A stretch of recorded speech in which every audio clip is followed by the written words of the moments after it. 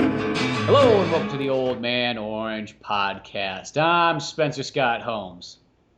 I'm Ryan Dunigan. I'm Josh. And we are here with a three-man fucking Skype. Look. Josh, I gotta say, I think this is like the first time I've actually seen you in person since you made Drunk Batman. The live-action Drunk Batman. I think that was the last time I saw you, man. No, it's been a long time. I went by the Hard Rock trying to find you, and they just looked The at me Rock? like I was some, huh? You went by the Rock or the Hard Rock? The Rock. Oh, okay, because we went by the Hard Rock. Whatever the name is. I went there, and they were just like, "What are you looking for? He's not here no more. Get out of here, boy." Is that my dad? Yeah.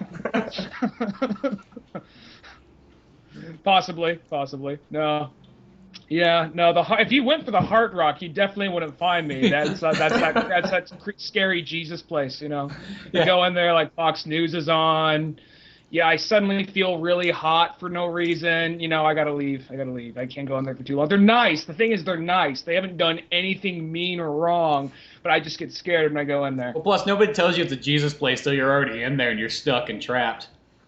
Well, I lived in downtown Sonora for a little while, and I was just like, you know, I live in downtown now. You know, just like downtown Sonora, like there's so much more to do there. It was like I live in downtown now. I gotta branch out. I gotta go do things. And I ended up like, okay, they got free music playing at this Hard Rock Cafe, and I went in there. I was like, okay, I took a seat.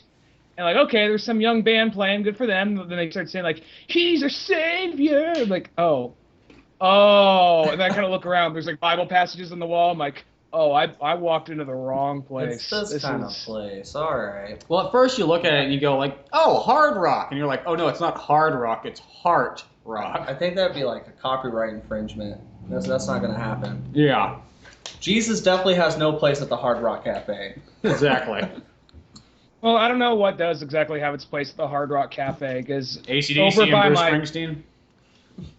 I wouldn't even be so sure about that at a time, but I went by, I passed the Hard Rock Cafe on my way to work nearly every day.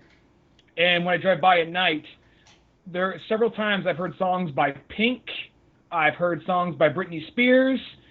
So it's kind of like, what the fuck is that doing playing at the Hard Rock Cafe? So I'm not so sure. That's almost every bar now. Like that's not just the Hard Rock. That's like everywhere. Well, I remember in Vegas. Hard Rock, it should be like constantly Led Zeppelin, Bruce Springsteen, Allman Brothers. It should be that constantly right there. Well, I remember being in the Vegas one. Now this is about all of like 1 hour of that entire place that I've been to. So in my 1 hour experience, I saw a lot of like kind of rock and roll things there. And they were playing rock and roll on the radio and what have you. And I remember hearing the Who and whatnot. But then again, that's 1 hour out of one fucking year, so God knows what else they play there. And maybe they're just really trying to appeal to me. Granted, I'll say, I didn't actually walk in. I just kind of rode by and heard the music. Like, yeah, fuck it, it's lost my trust, and kept on riding my bike. There's no boss, and I don't give a fuck. Pretty much. Was the Bruce Springsteen? Did he start that chain? I don't think so. Okay, I was gonna say I wasn't sure if it was got a Hollywood Planet Hollywood thing where Sylvester Stallone and Arnold Schwarzenegger had started it. And Bruce Willis. Bruce Willis? Yeah, those are the three guys that did that. Mm-hmm. The Planet Hollywoods were fucking awesome. When I was a kid, it blew my fucking mind because I went in there just being obsessed with Arnold Schwarzenegger. And just to see all his memorabilia on the wall and then Stallone. So you're talking about now? Yeah, no difference than now. I mean, I'm still obsessed with Schwarzenegger, but like now there isn't a place to go and see all that cool stuff. But when you're a kid, that was the first time I ever saw any of that kind of stuff, and it was just like walking in there, it was just like, there is a stand-up Terminator over here, and then you're just like, you put your hand down the counter, you're just like an 8-year-old boy, like, somebody get me a fucking drink and a chair. I need to take this all in. And then they're just like, wait till you see the restroom. The restroom? And I just remember going to the restroom, and there's all kinds of fucking memorabilia. There was a fucking, like, Total Recall poster in there. And I actually really only remember the other stuff. I can't remember what else is in there. Was, I think, Top Gun merchandise, too. So what you're saying, that's what started your homoerotic obsession with Arnold Schwarzenegger. No, that came prior to that, but that was like a big jump in it. This is a kickstart in it, you know, it helped. That was that part where it's just like, how much you want for that Terminator so I can take it home? Put it in the bathroom. Well, also, too, when you're like a kid Don't shine a black light in there. You're a kid, you can almost believe that that's like an actual Terminator that's like this Terminator, it was taken from the set. This was an actual robot used in the movie. And you're like, it is? Cisco's Who are you gonna like fucking like? It's like this guy's telling you he works here. He should know everything. Why would he lie to me? Well, one thing about that right there is to like us as kids, we went over there. It was amazing. Like, there's Arnold's glove.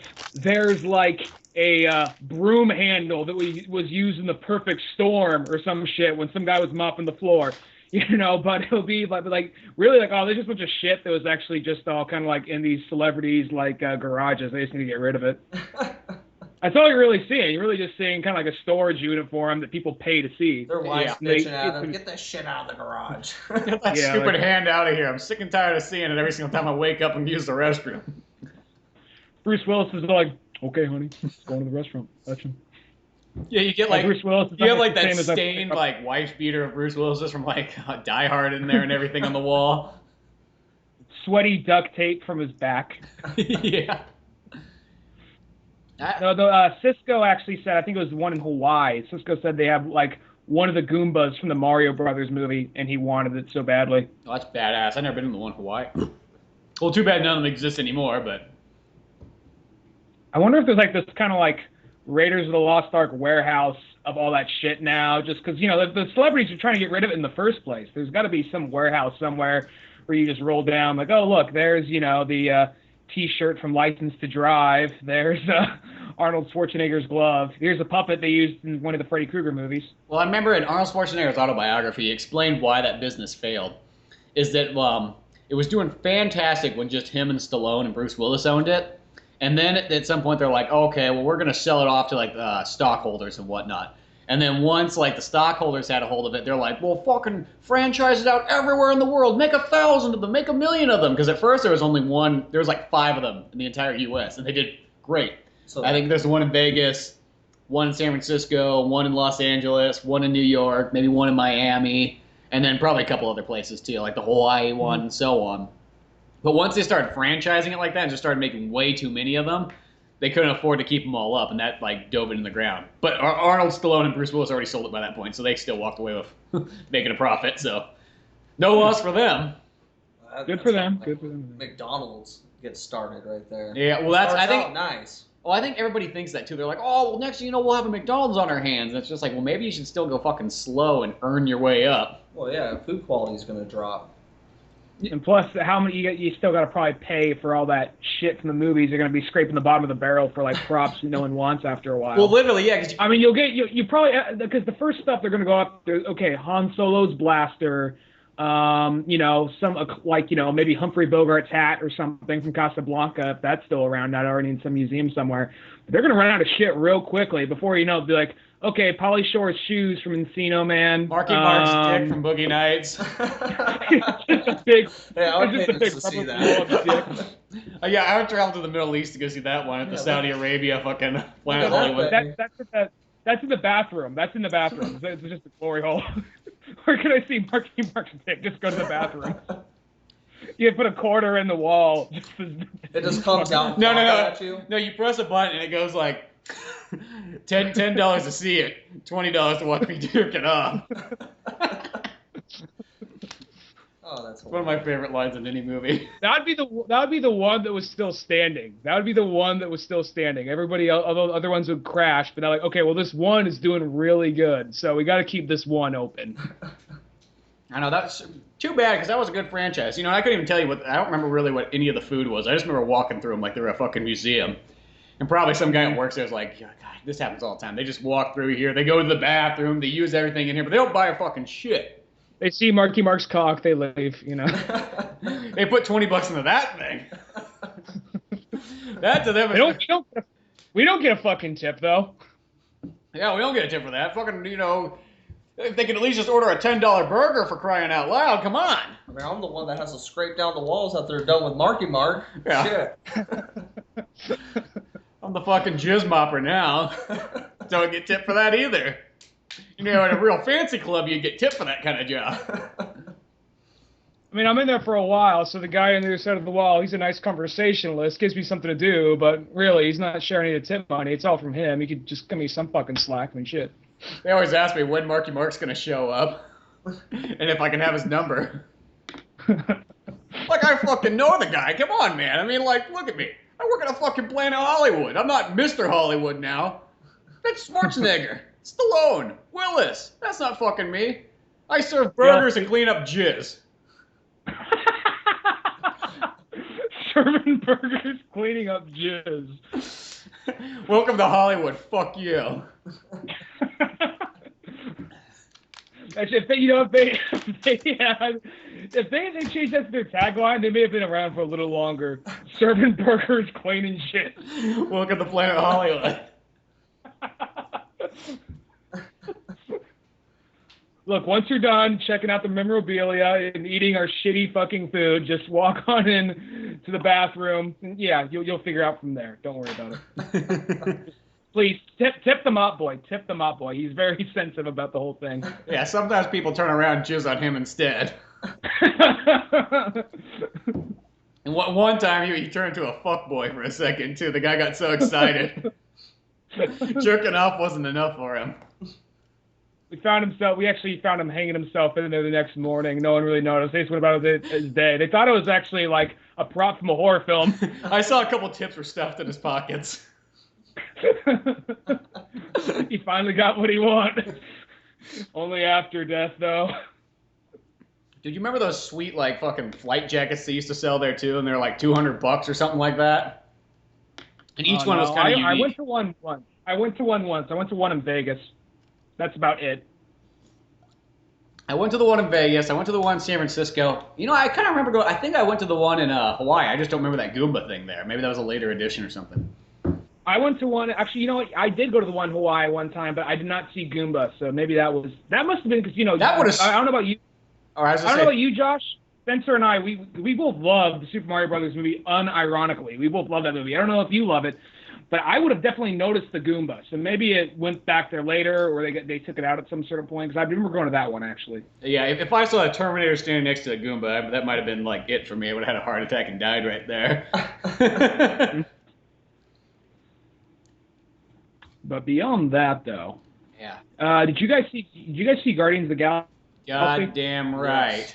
Yes. Oh my god, if that wasn't like the fuck... You know, I said that last Captain America movie was pretty much the perfect movie. I don't know, I think this one actually even out-trumps that one. Maybe my whole thing is like, at least it doesn't have, what's-her-name in it. Well, for a shitty... Scarlett Johansson? Yeah, Scarlett Johansson. That's my only slight complaint, even though her acting is much better in the second Captain America. But I still gotta look at her nose, so I don't know. She can't get like... She can't get any worse, so she can only... So, yeah, I guess there's only going uphill for her, and I guess Captain America 2 is an uphill climb, and she does better. But Guardians of the Galaxy doesn't have her in it, so I don't know. That was just pure perfect. I mean, like, the action was great, the visuals were amazing, the comedy was actually... It felt integrated into the movie. It didn't feel slapped in there. It was just flowed so smooth. Characters are fantastic, and here's the thing, is like, my real only knowledge of Guardians of the Galaxy was from Marvel vs. Capcom 2, because you could play as Thanos in that one. And then the third one, they had Raccoon. I was going to say, for a shitty comic that I never even heard of, I was really impressed. Well, I remember, like, the week before it came out in Comixology, they're like, buy the whole collection, 30 issues! I was like, oh, that's it? That's like 3 graphic novels. Well, apparently it started up like in the 60s. It quickly got canceled, and then like 8 or 10 years ago, someone else told me this. That works at a comic book store. But 8 or 10 years ago, they restarted it, and this is kind of like the newer team from like 8 or 10 years ago, whenever they restarted the whole series. So this one's a little bit more updated, but still, I thought it was an all-around great movie. It was one of those movies when I first saw it, like I liked it, but I wasn't exactly blown away. But the more I thought about it, the more I liked it, because it almost seems kind of like it seems weird because, like, it almost seems, to sound weird for a second, but it almost seems kind of like a Scott Pilgrim. Like, how did this movie get made, but still turned out being really good? You know what I mean? Yeah, I know exactly what you mean there. Because, it's based on, like, a property that really nobody knows that much about. Not even, a lot of comic book fans like us don't even know a whole lot about it. Yeah, it's just something I heard of, and that's about it. Yeah. They gave it a huge budget. Well, I don't know if it is a huge budget, but it looks beautiful. And C, the whole movie, it's like a space opera, yet there's comedy, and most of the soundtrack is like late 70s, That's what I was early saying. 80s was perfect for the feel of the movie. It was absolutely perfect. Yeah. Hmm. Well, they tied it in nicely So, too. They explained why it had all those '70s songs, and it was like there was a whole plot device. The movie starts off, fucking the main character, Star-Lord's mother dies, and she makes some of these like mixtapes or whatever, the music she liked when she was younger. You know, so throughout the whole movie, he's got his mixtape, and that's his one main kind of possession. Is like, which is anybody in the U.S. would be like, oh, it's just a mixtape. But when you're in outer space and that's the only fucking mixtape you have, you cherish that because where else are you gonna find that music? Which I was kind of wondering, like, oh, I know. he has a fucking starship. Can he fly back to Earth? I would think so. That was the only thing I kind of questioned in the movie. I was just like what? Once you go through outer space, are you gonna want to go back to Earth? Yeah, who wants to go back to Earth I'm not now? going Fuck to. that. Fuck that planet. Yeah. Look at all these alien bitches. Well, I will say, Guardians of the Galaxy, it's almost like that's what the Green Lantern movie almost should have been. It should have been fucking Hal Jordan, 5 minutes on Earth, all of a sudden he gets a fucking ring, flies around the Earth once, and then he's in space the entire movie. Like, that when I was watching Guardians of the Galaxy, I'm like, that's what, and even though I still like the Green Lantern live action movie, I think for what it is, I still enjoy it, but that's really what it should have been. Yeah, and I think this right here. I mean, like, I think they're trying to make like a new Tony Stark out of Rocket Raccoon, because Rocket Raccoon right there, I think that I like him more than Tony Stark, definitely after watching this movie. But how many people did not give a shit about Iron Man before that movie came out? I think we're gonna see a lot of kids wearing like Rocket Raccoon shirts now. No, exactly. You hit it on the head. Like, comic book fans, we're all nerds, like, being honest. But the fans that love Iron Man comics, those are the true big nerds. They have to have everything explained. Like, when I read a comic book, I'm just like, whatever. Yeah. Just give me some crazy, fantastic idea. I just want to run with it. Well, Josh, perfect example is like, if you had to rank your favorite Avengers back in the day, was Iron Man even really on that top list? No, that's how I felt too. I was like, Iron Man? Who the fuck cares about Iron Man? We got Captain America and Hawkeye and Vision standing next to him. Who the fuck's going to care about Iron Man? And here's the thing right here, Spencer. Even though I agree with you right there, no one really goes for Hawkeye that frequently. No. So that right there. Nor does anybody really go for Vision either, I guess, too. But come on, Vision's the original Marvel superhero if you break it down. Well, I always thought Captain America was kind of lame till like Civil War Captain America, just because he's always like, remember to brush your teeth, kids. Well, yeah, if we go back, because when I was a kid, like, my knowledge lots of times of things like the Avengers and just really a lot of, like, comic books in general is that I had random fucking issues. Yeah. That's all I had, because you were just kind of granted whatever, like, your parents would be like, oh, these comics are on sale for 10 cents a piece. Which one you want? You can pick two of them. And you're like, I'll go with Captain America and Avengers one. And then, like, you're stuck with that now. Yeah, I did the same thing, but, you had limited money. And I'd be like, well, this cover looks fantastic. You start reading it, and then I think it was the one here in Sonora. The owner would always be like, don't read it in the store, kid. Yeah, give me your $3. You're like, but I don't got $3. Well, guess what? You can get the fuck out then. Fucking kid. And that's why they closed down. Well, it makes sense, though. Like, I think if I owned a comic book store, too, I wouldn't want a bunch of, like, kids you have no idea what the fuck they've just been doing out in the street, coming in, touching your comic books, and then you're not able to sell them. Well, yeah, you could read through them real quick, too. Yeah. Plus, when you're a kid, everything probably seems like, to you, what you probably doing, like, oh, cool comics, I'm going to check out over here. What about over here? But then you see through adult vision what they see this little miniature Tasmanian devil going, just running back and forth. Just going, just chucking books over his shoulder, going to the next one. Pretty much. Oh, shit. But no, like, I'm actually kind of going, like you said, Captain America. They're actually they're going out of their way to make Captain America just totally, like, a badass now. Because I've been reading, like, current Captain America, and they have this. It's going to sound so dumb, the title. I know I talked about this, but I think it may have got lost, some of the audio, and we were having trouble with the Skype calls. There's one called Captain America, Exile in Dimension Z. Now, that is such a dumb fucking name, but it's badass. It's like he gets exiled to, like, this. You saw Captain America 2, right? Yeah.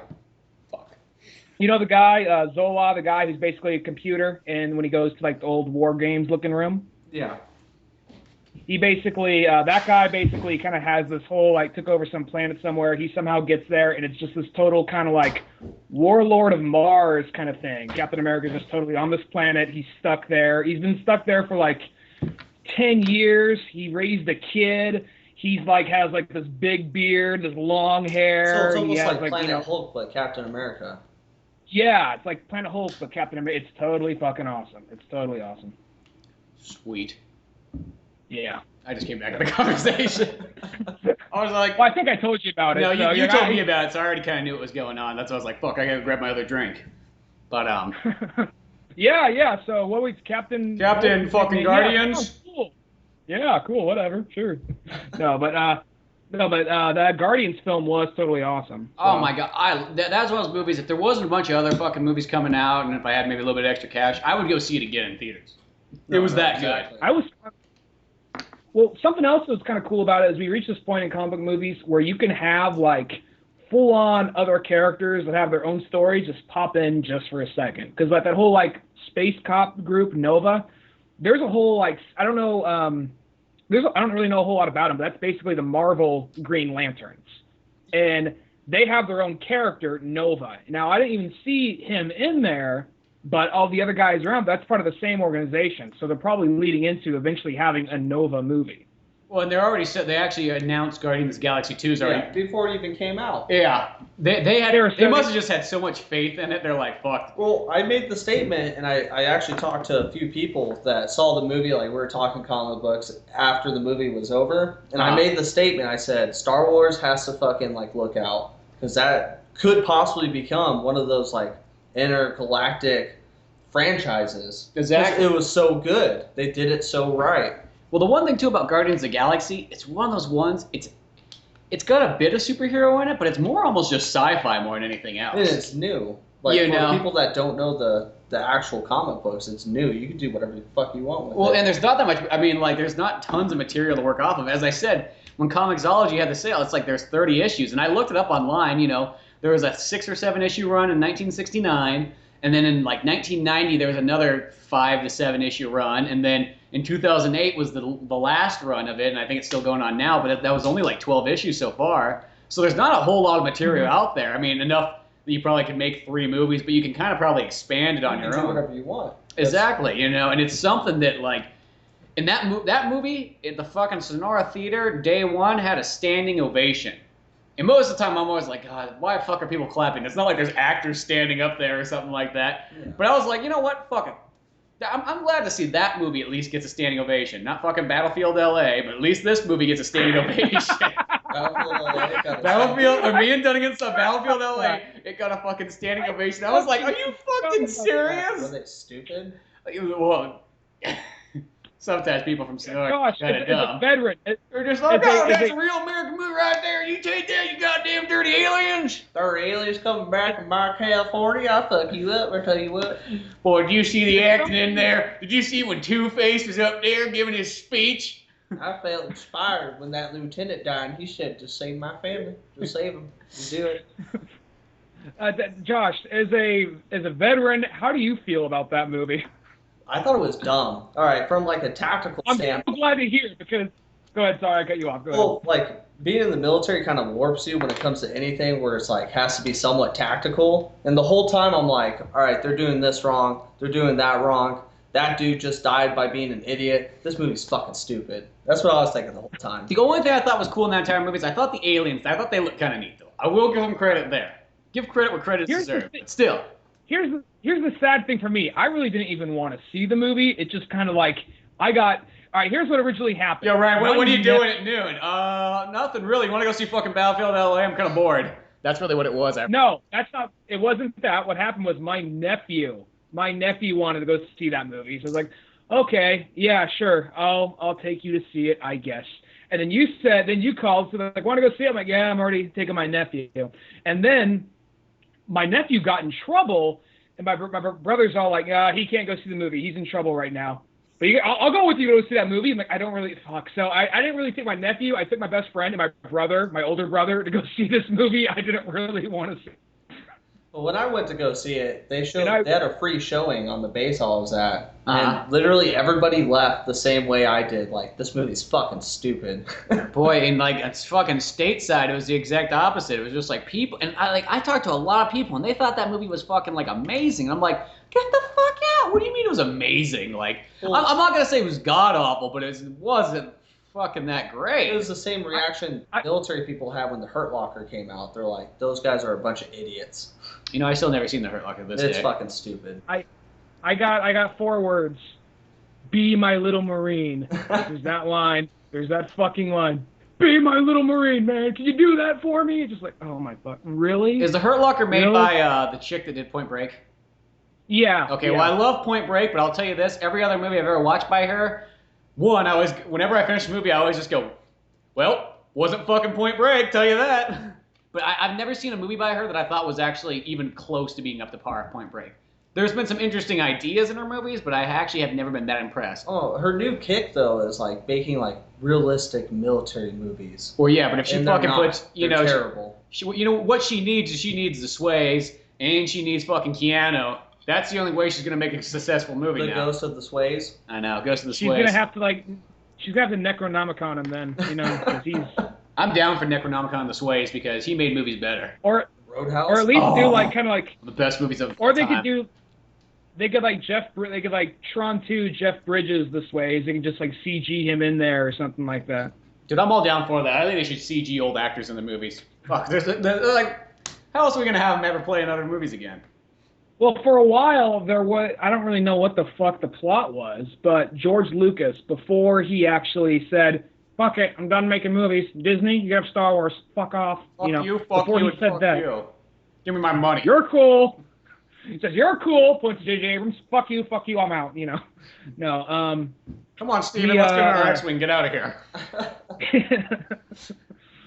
no, but before he did that, he was actually talking about making some kind of movie about, like, I guess, all, like, the old 30s and 40s celebrities in some kind of weird like, I don't really know what the fuck it would have been about, but it was, like, using, like he's gonna, I think he was gonna make it with, what's his name?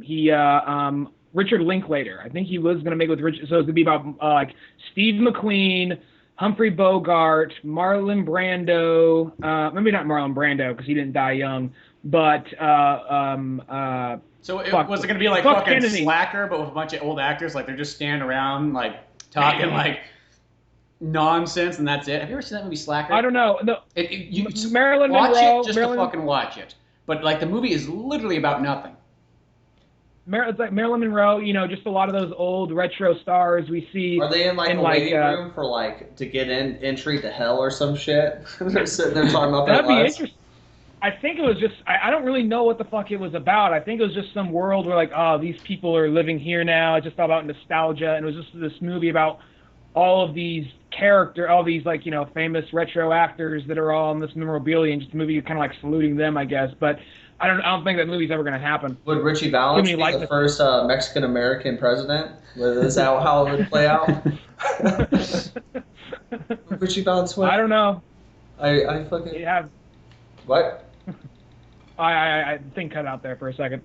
No, but I have no idea what the fuck the plot would have been. I guess Roger Rabbit with Marilyn Monroe and Steve McQueen and Humphrey Bogart. I don't know. I'd see that. That sounds interesting enough, but still fucking weird. I think I may like. I don't think it's gonna happen though. I think I would drop acid and then go watch that. That sounds like that kind of movie.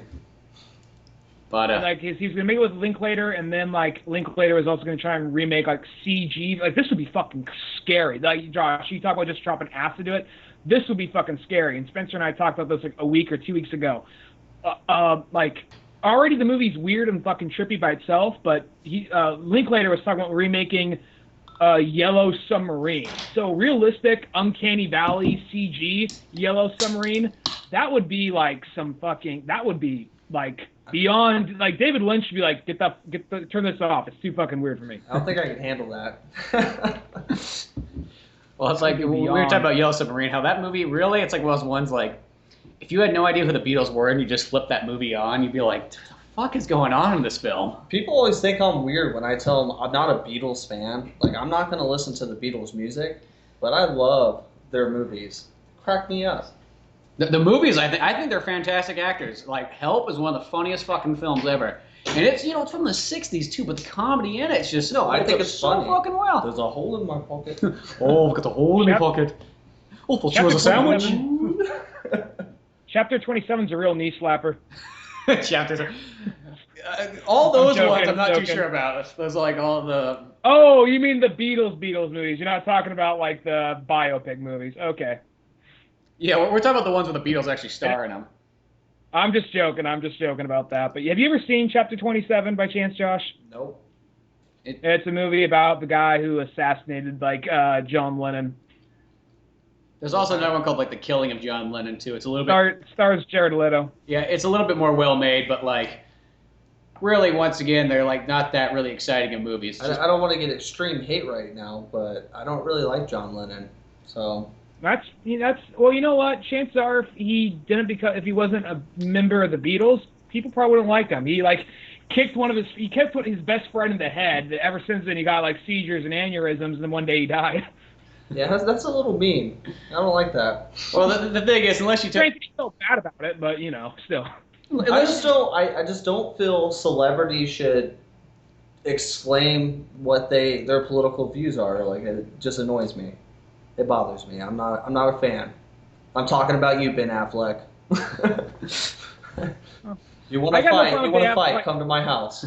I'll give you my address. He's gonna show up in the new Batman outfit and just beat the shit out of me. And he's gonna come and rolling in like in the Bat tank. Oh shit! I'm here for you, Josh Bullock.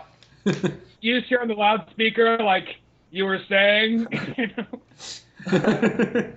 Battering to the head. I bought a friend like Henry Cavill in like a Superman outfit comes by. Like Oh, I actually don't have any powers. He just made me wear this suit, you know. Zack Snyder's there. He's rolling the camera. Hey man, what you said was mean. All right. Dude, speaking back of Guardians of the Galaxy though. Okay, there was a part that I thought was actually one of the funniest parts in the entire movie, but nobody in the fucking theater laughed whatsoever. I think it's the same part. I think we. Well, it was the part where Star-Lord called Rocket Raccoon fucking Ranger Rick, and I busted up fucking laughing. I laughed so fucking hard, and like nobody in the theater fucking laughed, and I was like, does nobody fucking remember Ranger Rick anymore? Because we're too old, apparently. I had Ranger Rick little like magazine, yeah, with little color magazine and shit. Now Ranger Rick, that was in the same thing as like Smokey the Bear and stuff, or were they like a different unit? No, I think Ranger Rick had his own magazines, didn't he? Yeah, because that's what it was, and it was pretty much like It was a Rick kid's magazine. way of learning about nature and the outdoors and national parks and shit, and how to like take care of it and recycle and Don't burn it down. yeah. And I think as a kid too, really actually it was very similar to like fucking Sonic the Hedgehog. It sounds weird, but like he kind of it was just more like Ranger Rick and his animal buddies. What the fuck? It's the same thing as Sonic the Hedgehog. So it like really worked for me. It was a big selling point. I even asked that on Twitter, and one guy's like, dude, I fucking laughed at that. It's like, my daughter still gets those. I'm like, there we go. Somebody knows that. I kid you not, nobody fucking laughed. Did anybody laugh in your theater? There actually wasn't that many people in there. I chuckled on that part. The part I thought you were going to say, I thought was the funniest part of the whole movie, when he's like, you actually got that guy's fake leg? And I'm like, no, I just wanted you to get the leg. I didn't actually need it. Oh, well, that part was hilarious. Hilarious too. But, like, the Ranger Rick part was just one of those ones. It was such, like, the joke just kind of came off very smooth. And, like, I thought it was just fucking hilarious. But it didn't touch anybody. And I don't know if it went over their heads too quickly, or if, you know, too many people had to think or whatnot. The other joke that was hilarious, though, was towards the end, where pretty much, but he doesn't say it, but Star-Lord's entire spaceship is covered in cum. Yeah. I thought that was fucking hilarious. He's like, oh, whatever you do, don't get a blue light out, or it's not going to look very clean. Yeah, she has no idea. He like used some like He like said the name of some like artist. It's gonna look like his painting or something like that. So. Yeah. Oh, but man, if that just wasn't like one of the most perfect movies I've ever seen. No, I totally dug it. I still think I like Captain America 2 more, to be honest, but I still totally dug this movie. Yeah, especially because we don't get very many like big space opera movies, and usually when they do, they're usually like smaller budget, or you can feel like they're totally ripping off Star Wars. And it's not that the plot was that amazingly original. It was executed really well, and the characters were really well written. Even like Dave Bautista, who's basically supposed to be sort of the straight man, like a lot of the lines he had was kind of like, he doesn't understand, like, he doesn't say sarcasm. It goes over his head. It's like, nothing flies over my head. I always catch it, or whatever. My reflexes are too good. I will catch it. Yeah, something and like I'm so glad Batista's getting way more movie roles. He's a fantastic actor, and He is. I always want to see more wrestlers in movies. He was great in Riddick, Oh, which was also one of my favorite movies that came out last year, right? Oh, Riddick was so good. And then he was also in Man with the Iron Fist, which wasn't nearly as amazing, but he was really good in it. I think the main reason, because I haven't seen that movie since it came out. Have you seen it since then, Dunigan? No. And I think the whole thing is we were so fucking amped up. We're like, oh my god, you know, it's like they stopped putting fucking martial arts movies in theaters, and here comes one. It's coming theatrical. It's coming like nationwide. And oh my god, fucking Quentin Tarantino's producing it, so you know it's fucking gonna be amazing. And then you go into it with all these hopes, dreams, and admirations, and then you go, well, it was good, but not exactly. I mean, I don't know if I go back to it knowing exactly what it is, maybe I'll like it a little bit more. Not like I didn't like it, but. I'd like to see RZA direct something else, because it's kind of like a learning process for him. So his next movie, hopefully it's really awesome. Exactly. That's how I think about it. But Batista was actually, I thought he was like, Batista was one of my favorite parts of the movie. Batista and Rocket, I think were my two favorite parts of the movie right there. Yeah.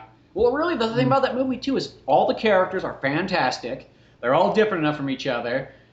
Everybody does a great acting job, and then it's just all around good.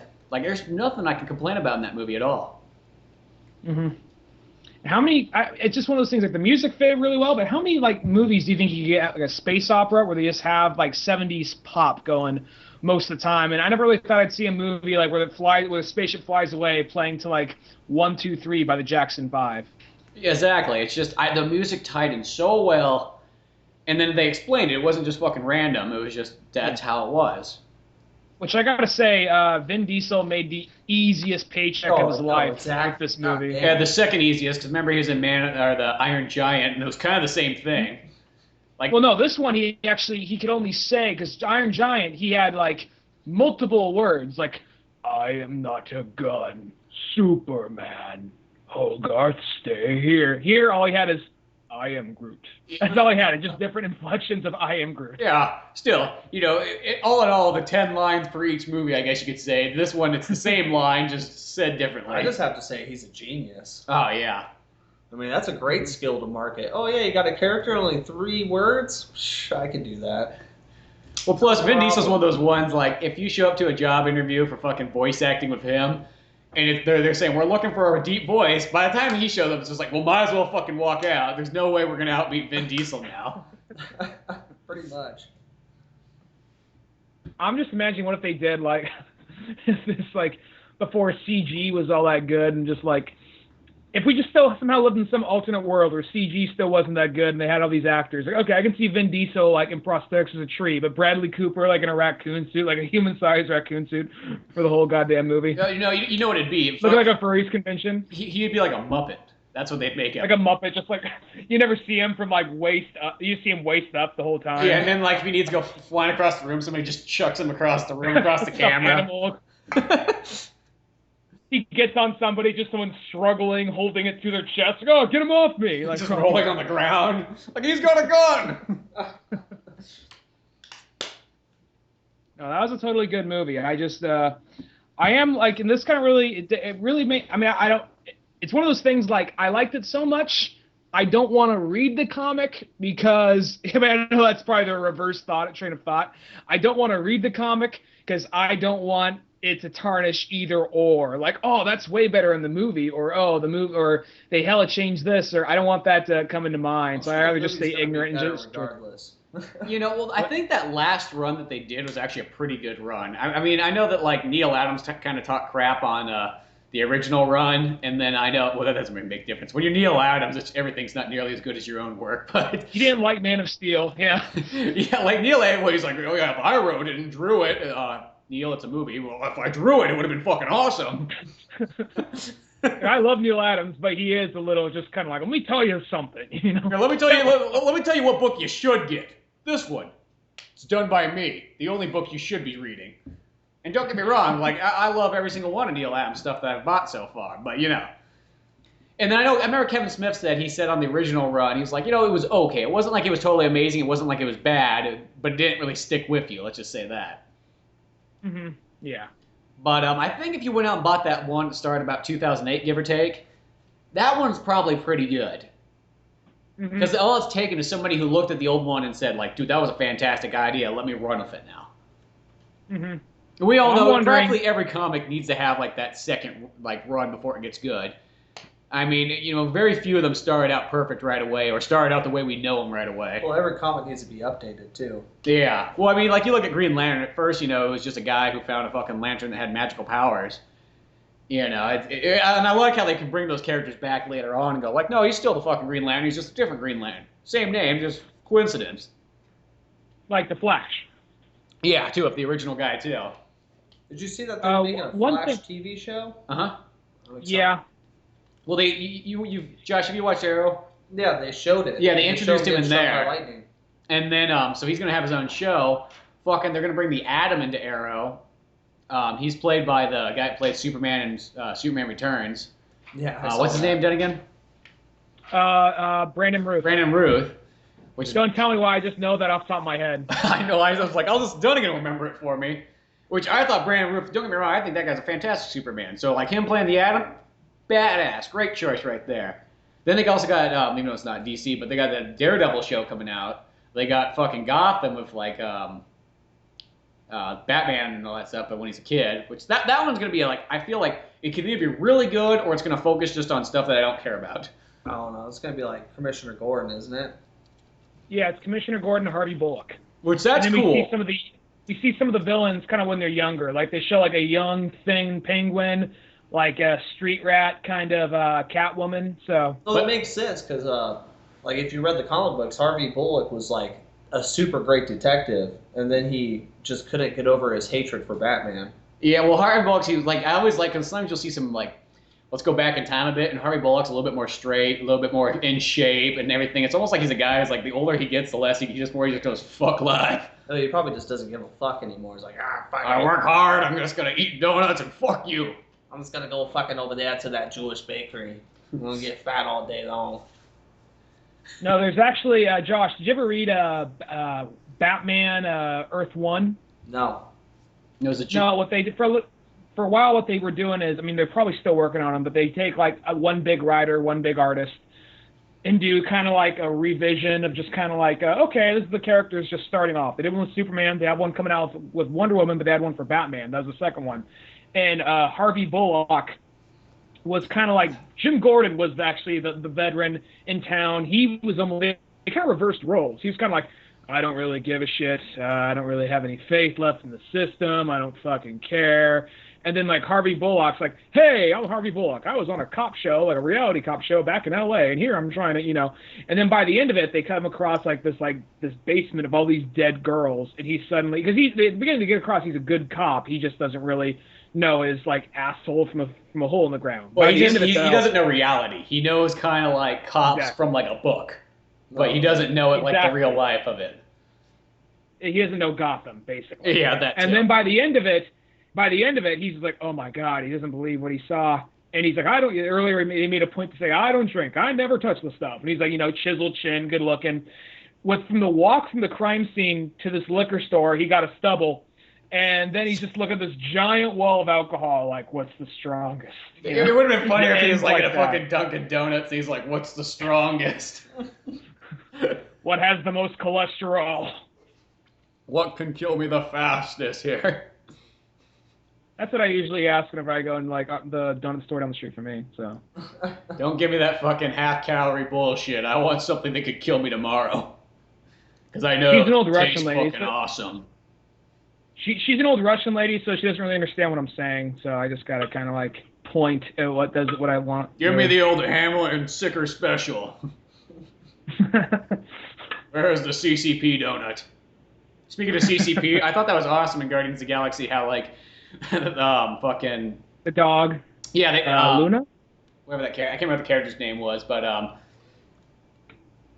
so the dog that got shot up into space was up in the guy who played Shay, who's in Collector, Benicio del Toro. Benicio del Toro. Like I like how he had that dog when they shot him up into space, and he had all those other cool things. And then at the very end, they had Howard the Duck, which I thought that was an awesome little cameo just to throw that out there, because who the fuck cares about Howard the Duck anymore? I was actually surprised. After the Ranger Rick line, I'm like, nobody's going to fucking know who Howard the Duck is now. I was kind of disappointed. I was hoping for some, like, juicy tidbit for the next movie Marvel's making. Yeah, well, I was glad. Maybe it's Howard the Duck.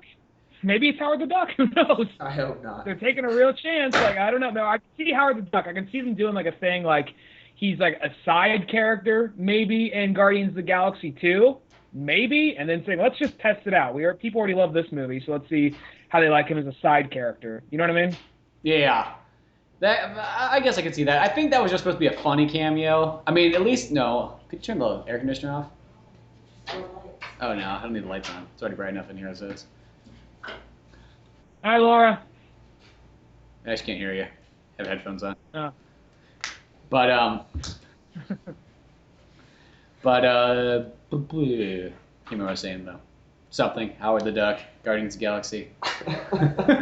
I could see them possibly doing I can see them possibly just putting him in there like a small side character in the next one, maybe just still hanging out with the collector or whatever, and then maybe if people like him, they could even go as far as something Marvel's been doing is they've been making these Marvel shorts, live action shorts. I've only seen one of them, which took place after the Avengers. Like some couple found like a weapon that was lost during the invasion, in Avengers, and they're start robbing stores and all that. I saw a little bit of one of them, and they have one on but you know like how at the end of Iron Man 3, how it came out like that wasn't really the Mandarin or whatever. They actually do have a short about the real Mandarin. About apparently he is in that universe. That just wasn't him. Just like welcome to Shitty Walk. He's just very stereotypical. Buck teeth, rice hat, though he's indoors. Oh, I hate that Tony Stark so fucking much. I hate him so much. He come to my store, he destroy everything. He complain about everything in here. Fucking Tony Stark, I fucking hate him. You see Iron Man walk into some Chinese restaurant, just start flipping tables over, flips him off, flies out the roof.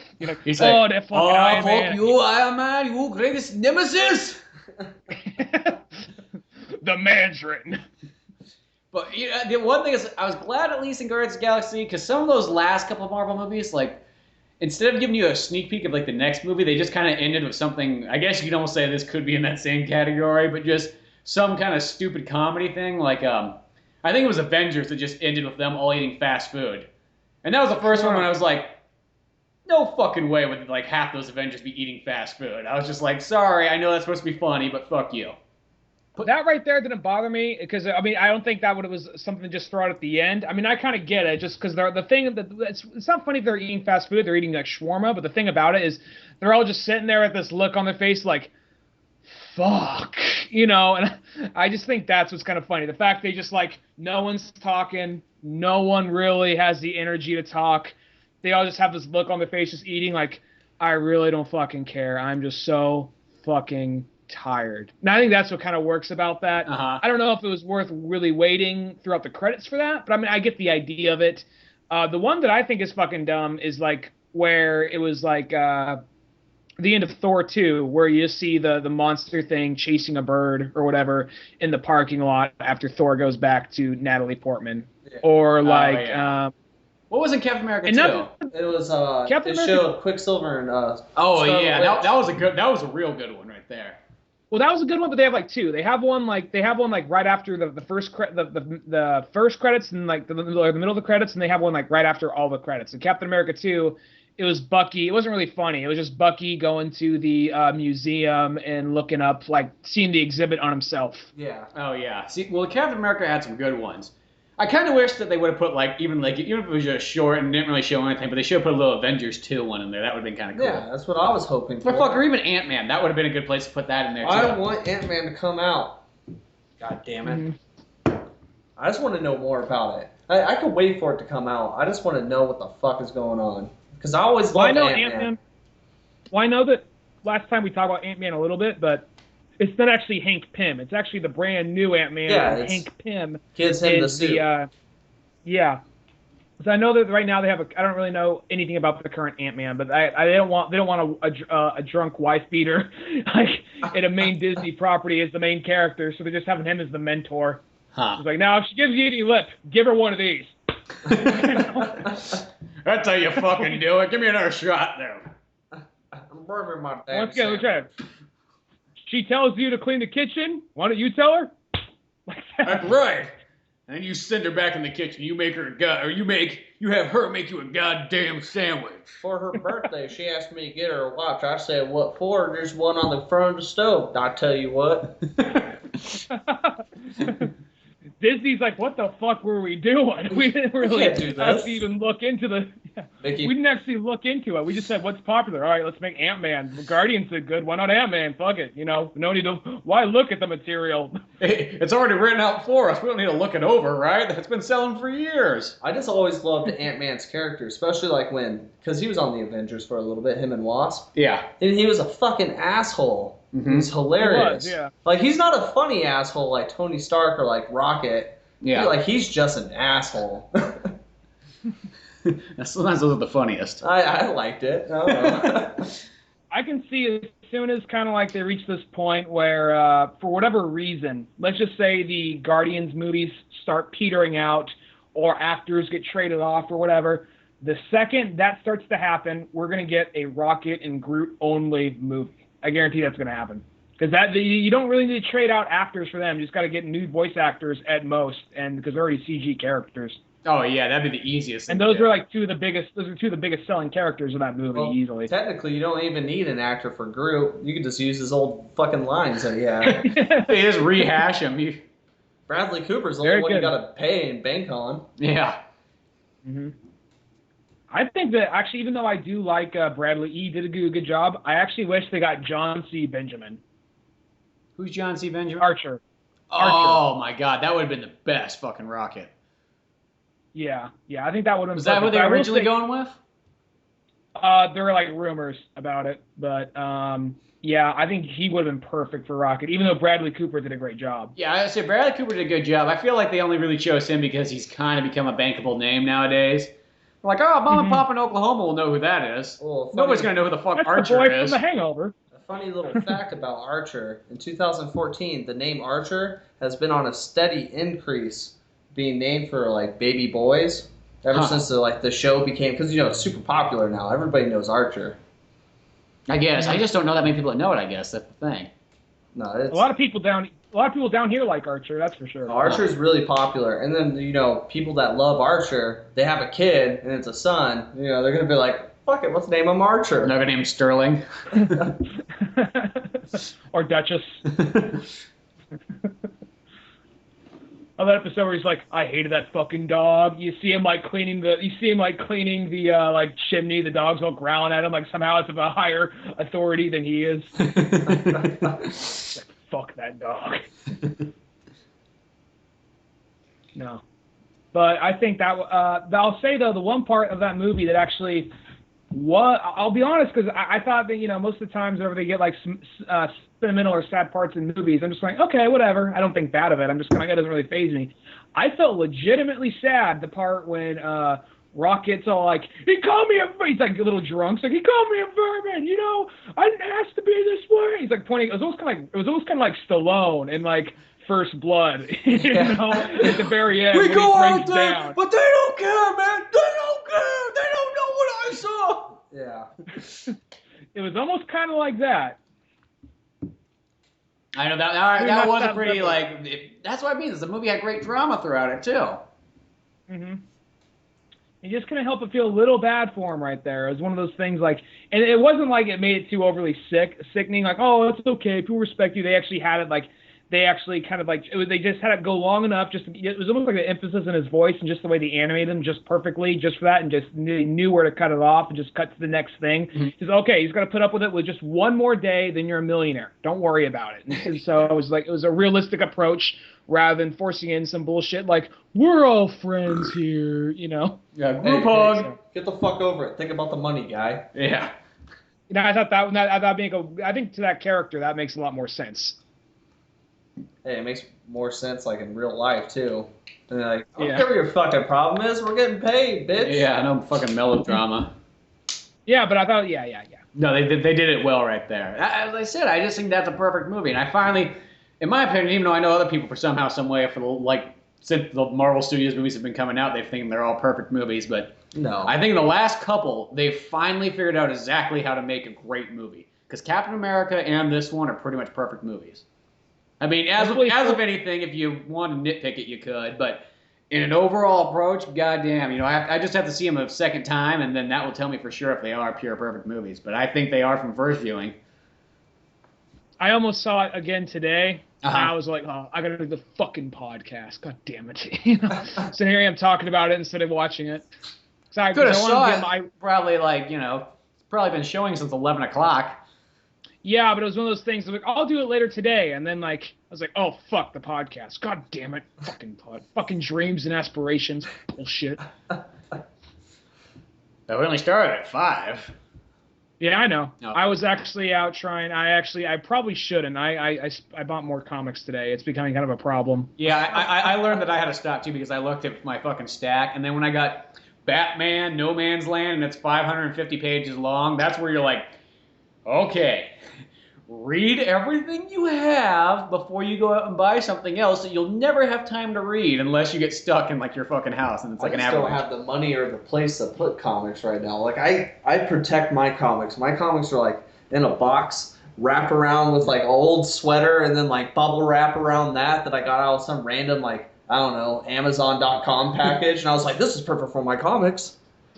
Padlocks. Yeah, duct taped around like the box, even though it's waterproof. I'm just like, oh no. Well, now it's just like I was looking, and I was like, I have 3 or 4 fucking boxes filled with comic books in there. It was like, yeah, what are you gonna do if you move or if you like don't have an area to put it in? You gotta like store it somewhere. That's like my nightmare. Yeah, well, that's like the one thing I always think. Mainly because that shit's expensive, and I like it. Here's what happened today. Today, when I woke up, I just kind of grabbed my phone. I just kind of like was just browsing on my phone for a little while. Like, oh, look at this. Action Comics Volume 4, New 52 came out a little while ago. I'm going to go walk down the street and get it. Uh-huh. Oh, they don't have it. Oh, but what they do have. Well, I already look, walked down the street, so I better buy something. Can't leave empty-handed. Okay, I'll buy Jeff Loeb, Ed McGuinness Hulk, because I need the next one. Oh, look at this. Neil Adams, Denny O'Neil, Green Lantern, whole Green Lantern, Green Arrow, like a whole like block of that. Then like, oh, what's this over here? There's also so just one thing after another. Ended up spending $100 in comics, which I shouldn't have, but I really want to know it. Yeah, it's a problem. It's a problem. I might have money issues pretty soon, but you know. Yeah, I don't know what it is. There's easy ways to make money here, so I guess like the upside of San Francisco is there's a job on every corner. You know, yeah, literally, just go to. Are we talking about sucking dicks, or are we talking about like an actual job? An actual job and sucking dicks. You get your choice in San Francisco. You also got the third choice of not when even. You said on the corner, I instantly think, you know, on the corner here, sucking dicks for my comic books. Hold it aside. Well, like we'll suck dick for food. We'll suck dick for comics. We're like, oh boy, at least that guy's reading. Well, he's paying for his education. I just come to the podcast like next week, like, yeah, well, you know what? I mean, all my jobs right now, all the jobs I've had, they're never things I really wanted to do. I just happen to be good at them. That goes for renting bikes, making food, sucking dick, whatever, you know. I'm not good at it. It's not something I want to do, but I know how to do it, so I'm pretty it keeps the roof under my head. Okay. Then I realized I could make $1,000 in about 2 hours, so I said, fuck regular work. I'll choke it down and swallow. Subject, but I met a dude in Vegas where like his whole job is he doesn't suck dicks. That'd be really awkward. Why would I meet a dude that sucks dicks? I don't know. You could have been standing in the fucking restroom there. The guy's like, you know what I do for a living? You're like, I don't care. I'm just going to the bathroom. Well, let me tell you though. I suck dick for a living. You want your dick sucked? I'm really efficient. I'll suck a dick real fast and clean. And I'm cheap. I'm fucking so cheap. But no, I'll take $20, man. $20, man. You know you want it. He fucking pushes you up against the wall. Let me suck your dick. Give it to me. Give it to me. It's not Gabe. It's me sucking you. Just let me do this. Give me this one thing. That 252 just came out and I have to have it. Have you seen MacGruber? Have you ever seen the movie MacGruber? Yeah. You know, the scene where it's like, let me suck your fucking dick. It's like. No, because he's talking like a less superior officer. He's like, I'll suck your dick. Come on, man. Just you can fuck me with something. He like pulls his pants down. Do you have any ink toner for lube? I didn't see anything else. Just point to something in this room and tell me to fuck it. Okay, so who is this wonderful person you met in Las Vegas? This guy, his job, no shit, for $50, he lets people either punch him in the face or kick him in the nuts. So I was like, you're crazy, you can die. And he's like, no, he's like, I'm still living. I've been doing this on the Vegas fucking Boulevard for like 5 years now. And I'm like, all right, man, how much money have you made today? Because it's like the end of the night, I'm fucking hammered, so, you know, I'm interested. Yeah, you're in question mode. Yeah, so. You're almost like going, too, like, wait a second. like, if this guy's making a living at it, I can do this. No, that's not what I was thinking You were at that all. No. But he told me like that one night he already made $5,000 Get the fuck in out. one night. So what did I do? I paid him $50 and kicked him in the nuts. Yeah, I did it. I did it. I made $5,000. I don't know where the fuck it is, but that's what I made. See, I remember going to Ozfest, and there was somebody kind of like that, and they had in their little fucking carnival booth set up, you pretty much would kick the soccer ball, all of maybe 10 yards or something at this guy, maybe a little more than that, 20 yards, and if you hit him in the balls or the face, you got a t-shirt. That was how he made his living.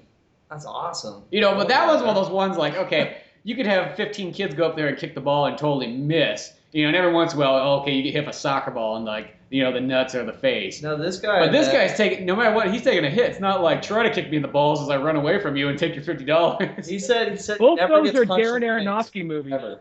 He says no one ever punches him in the face. They only kick him in the nuts. I wonder, has he got like armor going on down there? No. Did he pull it down? He's like, I also suck dick too. No, because when I kicked him in the nuts, it was like Soft? It was soft. There was no cup or anything. It was like kicking hamburgers. And I got him good. I know how to kick someone in the nuts. Both those. That's the both first those thing they teach stories you in the right military. You kick him in the nuts. You kick him in the nuts and you say, let go of my purse. Don't touch my purse. I don't know you. I don't know you. Thanks. Both those stories right there are sad Darren Aronofsky movies. I know, dude. You You can already so had make a that great thing. movie out of that guy, and you can make it filled with tons of drama and make people really believe in this guy's world. He's fucking living in some kind of wrestler dream. But this guy sounds like it's great though. He's like, other than the fact that like my dick hurts every night and my balls are smashed into my asshole. Well, he said he doesn't need to make money. He already has 2 kids.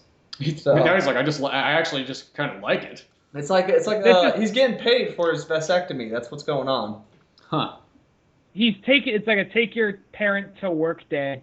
Oh, Take your kid to school. Take your kid to work day. All right, Julie, this is how I make my money. All right, don't tell mom. He shows up at school at the class. It's just like, or it's the other way around, where you like bring your dad in to explain his job. He's like, okay, so my dad's a police officer. Oh yeah, well I bet your dad's not like my dad. And like the actor's like, okay, so this is what I do. You give me $50. Any one of you kids have $50 on you? No, well teacher, you got $50? Okay, he's got $50. He pays me $50 and he gets to kick me in the fucking balls. Well, there's 50 of you. If each of you put in $1, one of you could kick me in the balls. So here we go. Watch and learn, everybody. Watch and learn. Watch a real professional at work. Unlike that That's police 49. officer father who's making fucking minimum wage practically and living in a shitty house. I'm making $5,000 a night to get kicked in the balls. The police officer guy, he gets kicked in the balls. He doesn't get any extra cash for that. In all seriousness, though, after I kicked him in the nuts, the thing I was most impressed with, not that he gets paid to get kicked in the nuts, but he was like, back up within a fucking snap. And he looked at me and he was like, that's all you got?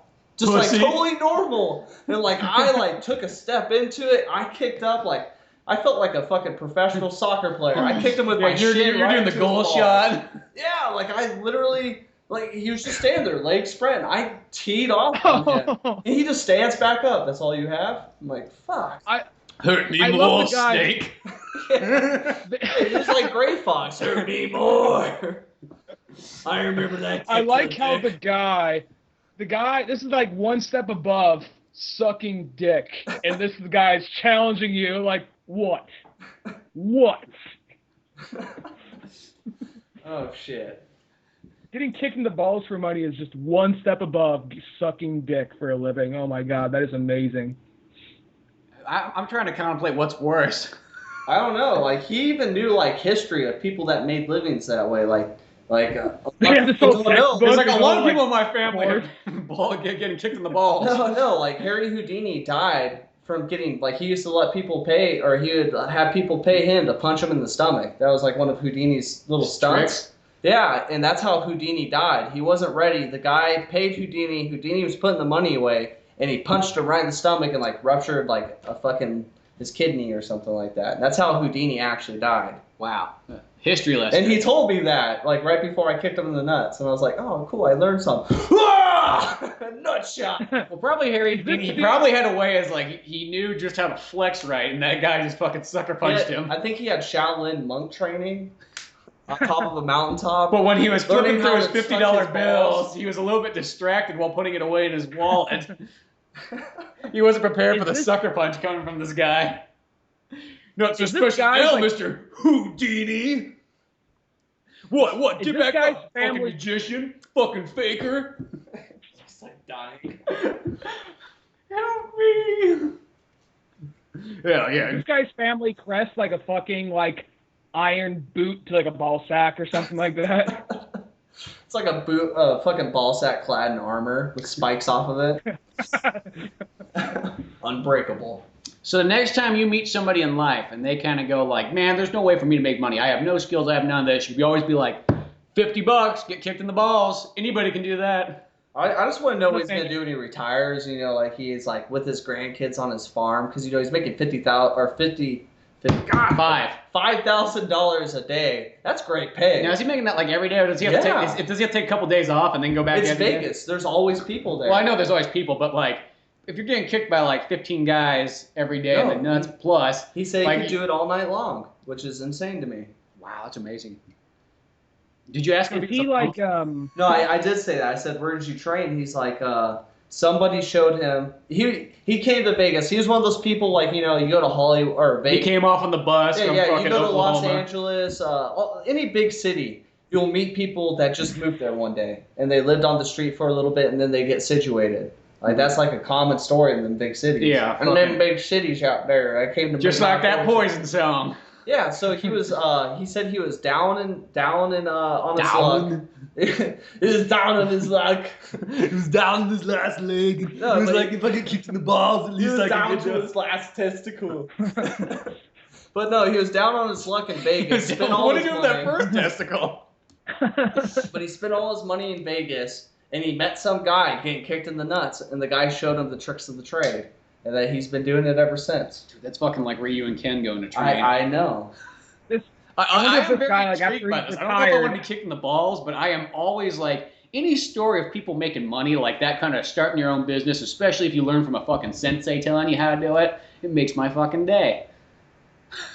I'm wondering about this guy right here. Like you say, like you at some point when he retires, is he gonna like just like take someone else under his wing or something, just put him through like intense training, you know, just like His fucking start off like chucking like That's all I was saying. taking like dodgeballs to the balls. Let's just say he's saving his money. He's saving his $5,000 every night, and he'd say like he works 5 days a week. I don't know. Let's just say he takes 2 days off. Yeah, so he's saving his money all through his life, getting kicked in the nuts. He has like this farm, like a training farm, and it's like something out of like a martial arts movie. Dudes are just getting kicked in the nuts. He's like, oh, yes, you must flex your ball sack into your stomach. Oh, his balls not strong enough. The ball's not strong enough. It is like this. Yeah. That is disgraceful. You must Like get an iron studs. pipe, like lamp slamming. Do an iron pipe. Stand and up, slam I in the ball. know.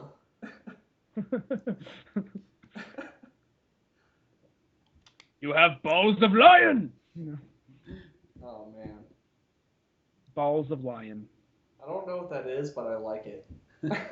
Balls of lion. I'm Balls of impressed. lion. We should make a fucking documentary on this guy. This is fucking material right I here. thought about it. I thought about that, and I also met hippies down in fucking Vegas. Like, they were actually fucking awesome. What's a Vegas hippie like? I've never seen No, this. no, In they're- Vegas, I'm used to people, old people with a lot of money, and then, Crackheads. well, that Yeah, too. no, there's a lot of There's them. a lot of that, and a lot of cowboys. They always start off like this. They're always like, hey, little nigga, you want to buy some weed? And I'm like, nah, man, I'm good. He's like, what about some crack? Ecstasy? Heroin? What do you want, man? I'm just like, I'm good, bro. You want me to suck your dick? Hey, you want to do something? Come on, man. You want to kick me in the balls? Fuck, man. I'm a man of all kinds of trades. Let's give me some money, man. Give me some money, man. Here, I got an idea. You want the tour of Vegas? You can sit on my shoulders, and I'll point out everything as we walk down the street. Like, what the fuck? Get away from me. But anyways, Vegas hippies. You can call me daddy. They're real life hippies. Like, no shit. Like, I sat down, like, they walked by and like the guy had like a beard and the dude was playing a saxophone. He was playing like some gypsy sounding music, like what I would think hippies play. Yeah. And I was like, dude, you're fucking awesome. Like I'm hammered. Like I'll say this. I'm I don't in picture Vegas. I'm hippies gonna be playing drunk. saxophones. That still seems like a strange instrument for a hippie, but. No, I think it was. I don't remember. I was fucking hammered. A clarinet, a flute. No, I'm pretty sure it was a saxophone. He was playing some like he was good. He was really good. I think. I was really drunk. But let's just assume he's really good. I was like, yeah, man. I was like, you're really good. And like the guy's like, come on, man, sit, take a sit. So like me and my brother-in-law, we sit down. We were like talking with these hippies. I had a great conversation. I don't fucking remember. But they were like passing around their alcohol. They kept trying to get us to smoke weed right there on the strip, and I'm like, no, I'm not doing that. That's stupid. Yeah, There's you're cops a hippie. everywhere. But no, like they're the real deal. They have a van. They just meet like the couple that were there with the couple that I was talking to. They just met them like 5 days ago in I think it was New Mexico, and they drove to Vegas to like make money on the strip, just so they could get enough gas money and food to like go to California to LA for a little bit. From LA, they're gonna go to San Francisco, and then they're like just doing this trip like around the country, just like playing, Hippie bumming it. Yeah, hippie bumming it. Like he does odd jobs. Like he does getting kicked in the balls and sucking dick. I'm trying to think of what he said he did. I can't fucking. It was some trade. Song about it. Yeah, he used to do some trade, like an actual useful trade, like fucking like Carpentry like stone, or no, like carpentry or stonework, some sort of like physical labor trade that you could get a job anywhere. Yeah. But he just does that for a couple days, makes money, and just like continues on. And they go around, they meet other hippies, swing, and do a lot of drugs. And he's like trying to get me to fuck his girlfriend the whole time, and I'm like, no, man, I'm married. You pay me $50. You pay $50. Keep me in the nuts, man. Come on. Fuck my girlfriend. I don't care, man. I'll play a saxophone while you do it. You fuck her and you kick me in the nuts same time. I'll give you $50. I'm not gonna play my saxophone. A little background. You can ride my shoulders as I give you a tour of the city. I call it the childhood dream. You know, it's like sitting on Daddy's shoulders, walking childhood around dream. at Disneyland, except you're in Vegas. Sucks, fucking some hippie chick and then riding on someone else's shoulders. The childhood dream. It's the all-in-one package. It's like going to Disneyland for the first time. It's like being able to go on Star Tours and the Indiana Jones ride at the same time. So I'm guessing you didn't. I'm just going to go on a limb and guess that didn't happen, Josh. No, I totally did. No, no, I did not. I did not. That she was gross. She looked like she had not bathed, and I don't since like fucking like 2007.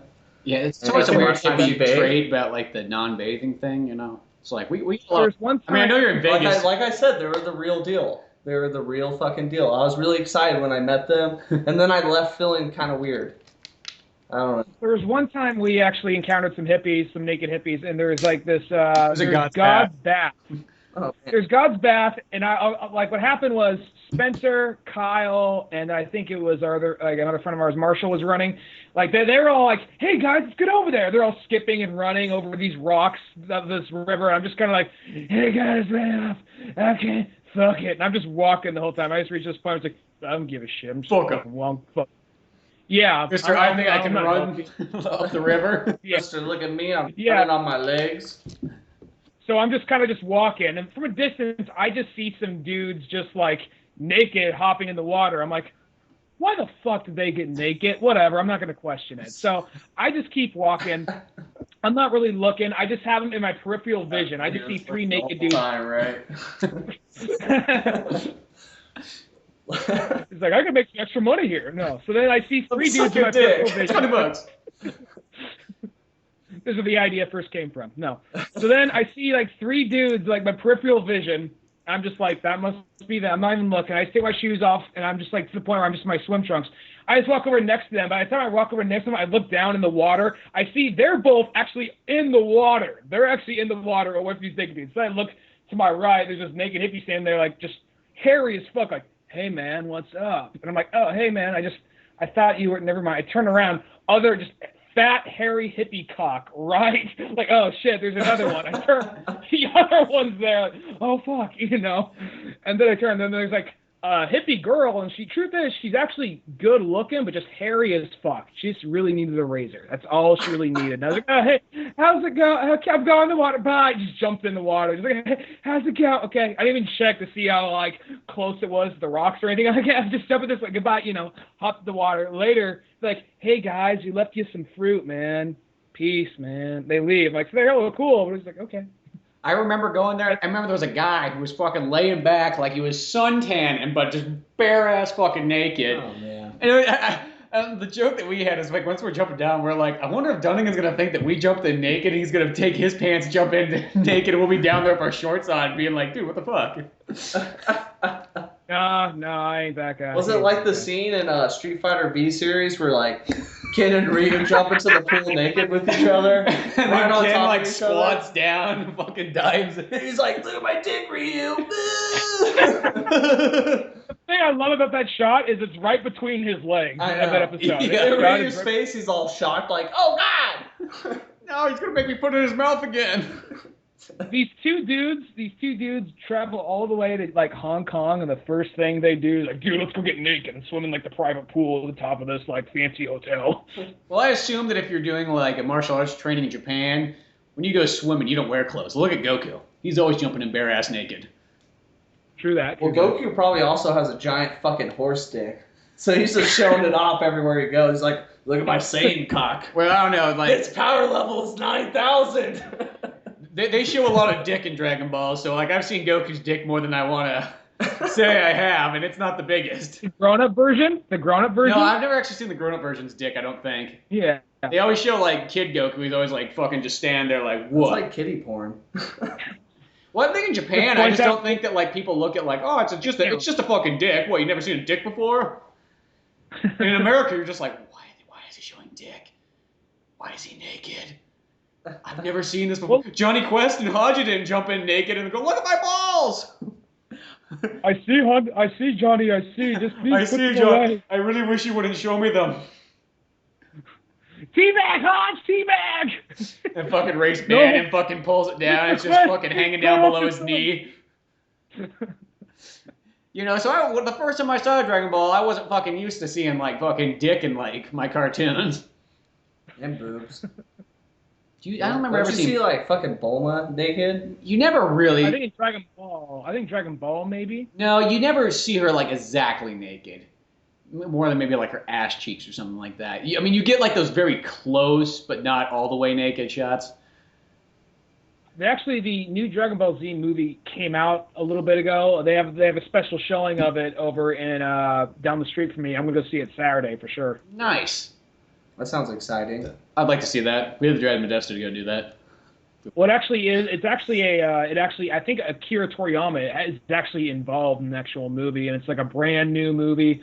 It takes place between Z and GT, so I don't really even include GT as part of the chronology. It just ends at Z in my opinion. Yeah, I wasn't a big fan of GT. Well, it's because Akira didn't make GT, so we don't have to count it as real stuff. Yeah, it's also one of those things. Like I don't know. I really don't know the whole story. Of course. Just some dude that just happens to be stronger than the last guy comes in, they fight. You know how we all know the drill. Yeah. Well, there's always that point where it's just like, even in Dragon Ball Z, it kind of happens where it's like, okay, Frieza's the most powerful thing in the universe, and then a couple years later, I guess he wasn't the most powerful thing. Now we got Cell, and it's like, oh well, Cell's supposed to be the most powerful thing. Well, Cell was also created. So. Yeah, Cell's created. And they have little things that are copying him the whole time. So that makes sense. Cell makes sense. And Majin Buu is one of those things like, all right, well, that's like eons and eons, billions of years old. What the fuck was Buu? Okay, I'll take it. But by the time you get to GT, though. Majin Buu? Yeah, well, what the fuck was Buu? Was he like. He was just like billions and billions of years old, like trapped in like a bottle, like a genie. Oh, he did get released, huh? Yeah, that's right. Yeah. I do love. I love my favorite Dragon Ball Z moment of all time. And I think most people like after, because you watch Dragon Ball Z for so long. Mm-hmm. I love the scene where Goku goes through hell and like Frieza pops up. Who else fucking pops up? They're like, we're gonna fuck you up, Goku. We're all here together. And Goku just like bitch slaps him. It's like, get the fuck out. Yeah, man, get the fuck out of here. Was that in one of the was that one of the movies? Or was that actually in Dragon Ball Z? It was in the show. It was actually in the show. Okay. It was when he was with the reincarnation of King Kai.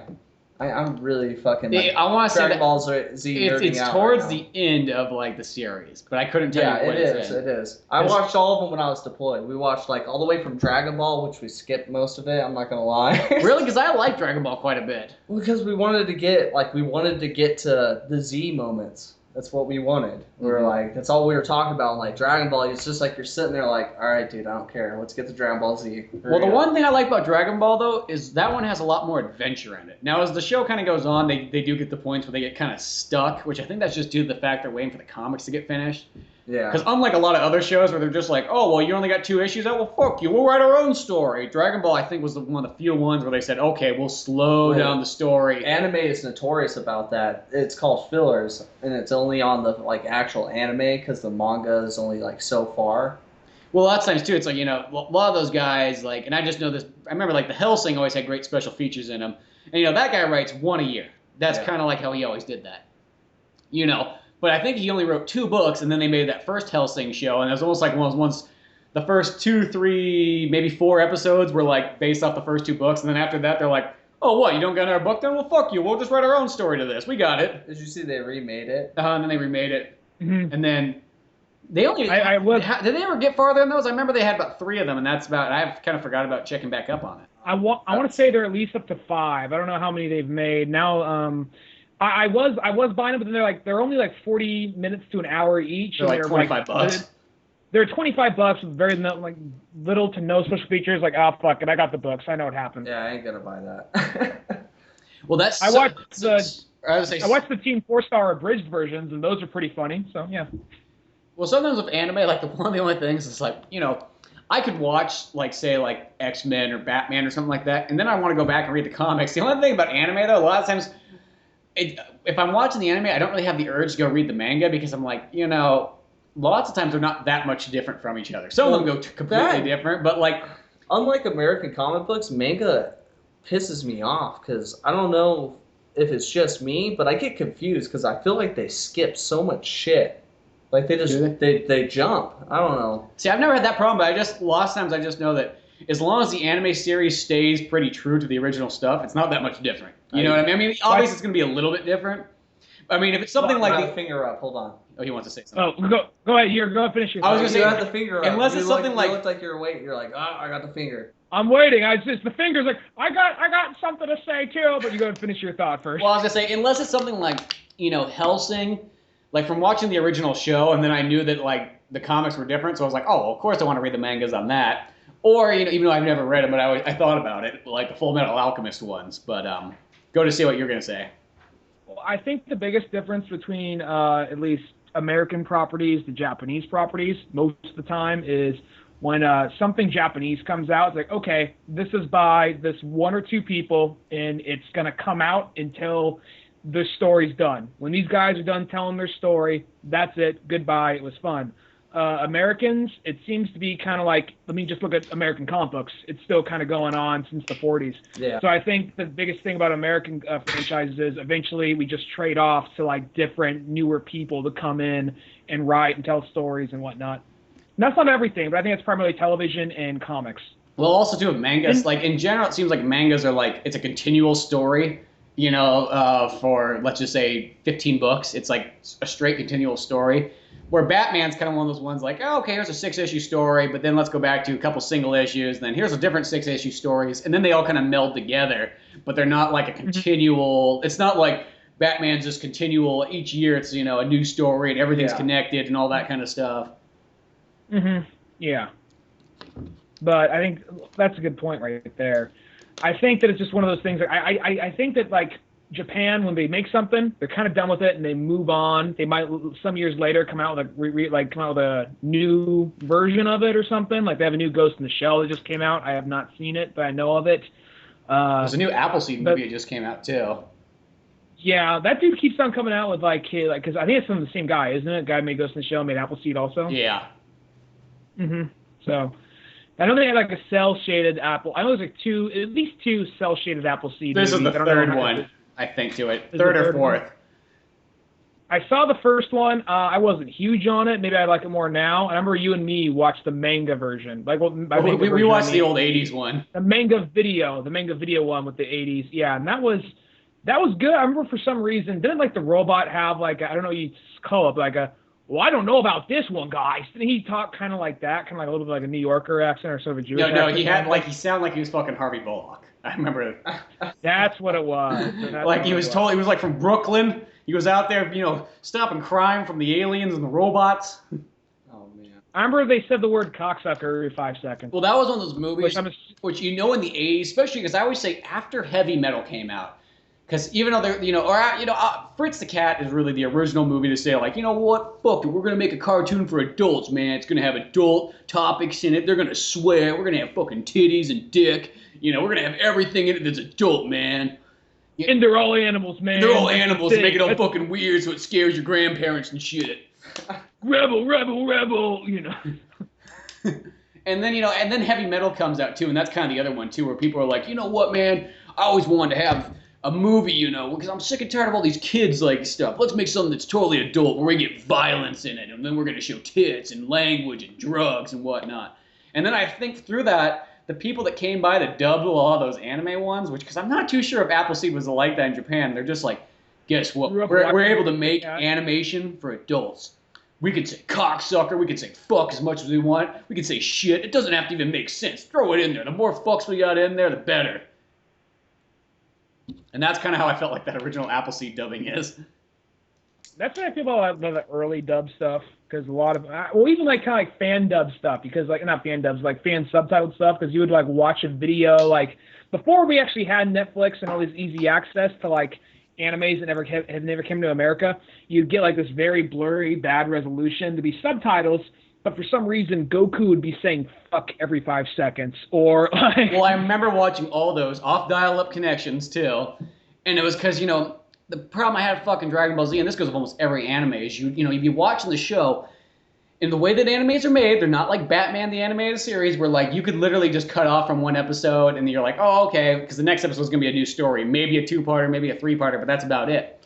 Anime is a continuous thing, so you're stuck in this loop, and then all of a sudden, you get to a place where they cut you off, and it's not even a logical cutoff point, and then it starts you back at the very beginning, you're like, the fuck? What the fuck, Cartoon Network? You fucks! What's wrong with you? What the fuck? I watched 88 fucking episodes, and all of a sudden we're back at number 1. What the fuck happened? That's how they do that Cartoon Network. And that's like where I just went like, fuck you. I was like, I'm gonna go online. I'm gonna watch these ones, and they're in Japanese, so I know it's truthful. Because why would this guy make shit up? That's what I did. High-speed internet was like the dream when I was actually watching a lot of anime. So I don't watch it that much anymore. Well, now I'm just I always feel like I still like anime. Finger. He's got it. But I was gonna say, so really quickly, is now since there's so much copious stuff out there, I really have no idea what to watch. Where before it was like our decisions are pretty easy. You watch this show or you watch that show. Why? Because that's all there is. After Ryan, I'll tell you a good one. Okay, Ryan, you go. Actually, fuck, I forgot. Go ahead, Josh. I'll get back to I'm sorry, the finger.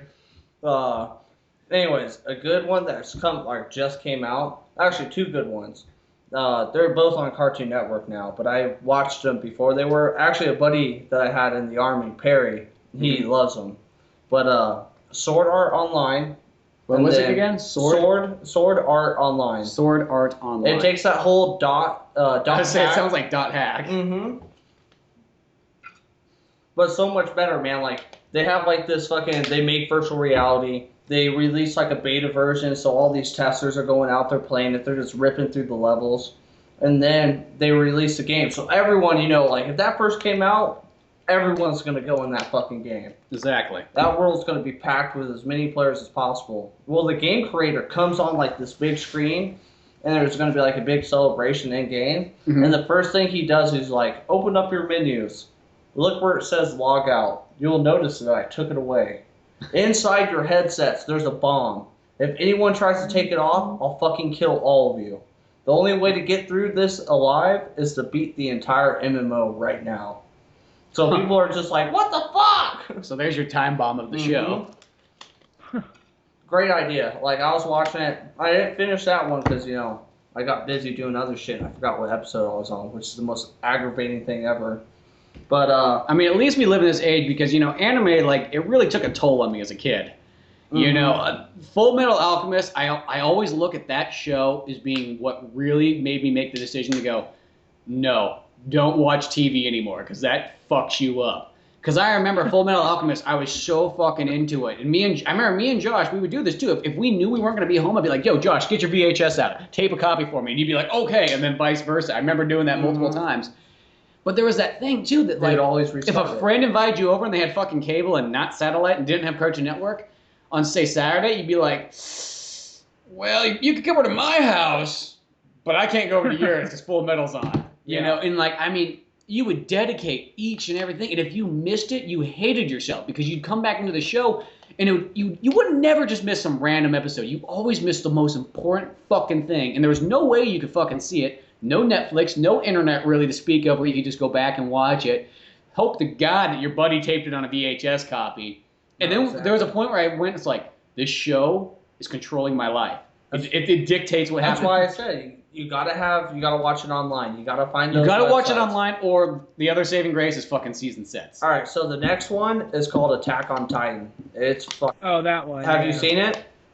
I saw like the first 4 episodes. I was watching a friend's house. I was watching a friend's house on Netflix, and I watched like 4 episodes of it. What I saw was really good. Is that It's completely different than anything I've ever seen before. Is that the show that's created by the same guy who did Death Note? I have no idea. I think it is. I don't follow anime that closely. Because I want to say that when I was over at band I think practice, the guy that made Death Note made Code Geass, which is also really good. I want to say that Attack on Titan, though, I want to say that was the one that's like his newest show because one of the guitar players for Premarital Death, Matt, he had the first season of it. When I last over at his house and I was looking at it. It's fucking badass. I love Attack on Titan. I want to say this real quick because it actually kind of goes back to what you guys were saying about like Cartoon Network and TV running your life. I remember because I remember what I was going to say. The Cartoon Network, they would always take their sweet fucking time to come out with Dragon Ball Z episodes. It would like there's different seasons, and it would never be kind of like, oh, they ended on like a closure point. It would be like a year of nothing, and then like someone would like we have the season, and then someone would die, and then it just year of nothing. Yeah, here we are. They would take it off. They would take it off the network for no reason. And I remember there was like one of the comeback trailers was me and a friend were just watching it. Me and this other friend of mine who was like the other guy I was a huge Dragon Ball Z fan with. We were sitting there watching TV, and they just showed a picture of Trunks with Super Saiyan hair, and they had the Tom, the robot voice, like, you've been very patient. And I remember this moment. We both just grabbed each other by the shoulder, like face, grabbed each other by the shoulder, like, it's happening, But you'd have that excitement for like 15 episodes, and then it'll be gone for a whole other year. Yeah. Well, even as a kid, though, I will say this. It's one of those ones. It's not like they had to fucking animate a bunch of new episodes. I mean, all you got to do is fucking dub them. I mean, how fucking hard is that? You put on 44 fucking episodes because it's Dragon Ball Z, and in those 44 episodes where you're playing, I think Dragon Ball Z, when we were watching that was one. It wasn't like Full Metal Alchemist where it was one a week. They played it Monday through Friday, so you got 5 episodes in a crack. So it went by a lot faster. But it's like in that fucking 3 months, what, you can't record the next 44 episodes? Jesus Christ, come on. Have you guys by chance kept up with any of the Team 4-Star Abridged Dragon Ball Z? No, I haven't. I've only seen a handful of those. Generally, do you know what that is, Josh? Nope, I'm not tracking at all. Basically, what they do is they'll take like, say, 2 to 4 episodes of Dragon Ball Z, condense it into like one 15-minute episode, and then make it really super funny. And they'll even go as far as to Photoshop some stuff in. Okay. When Nappa first sees Chaozu, he says, "Vegeta, look, it's a Pokemon." They actually do a good job of it. Anyways, he throws a Pokeball at him and it hits him in the head. Yeah, I see those. Okay. There's one. It was actually funny. It was Mr. Popo. He's the creepiest character. And whenever they show Mr. Popo, they never show any shots of him when he looks like sad or scared or depressed. He always just has the super happy smiley face. They just always have that one. Because Piccolo was always fucking him in the asshole. That's why. Yeah. No, but he's always super happy. He's always King Kai, not King Kai, but Kami. Yeah, Kami. No, but he's the scariest, creepiest. He's you can't believe me. Who's gonna fuck me in the ass? No, they implied that he might be a rapist in the show, actually. But they have him because there's the episode. Remember where they go and they train where he takes Krillin, Yamcha, pretty much everybody who's not Goku and Gohan, and they make him train and fight the dead Saiyans. There's that episode. Yeah. There's one episode where he takes him in there, like he says, like they each get picked off one by one. Krillin's the last one. He's all like, oh my God, he said something about man, I don't want to die. I don't want to die a virgin. Then all of a sudden, like you hear like Popo say like, careful what you wish for. And his hand comes through and pulls him through the fucking the crowd. You hear Krillin scream at the top of his lungs.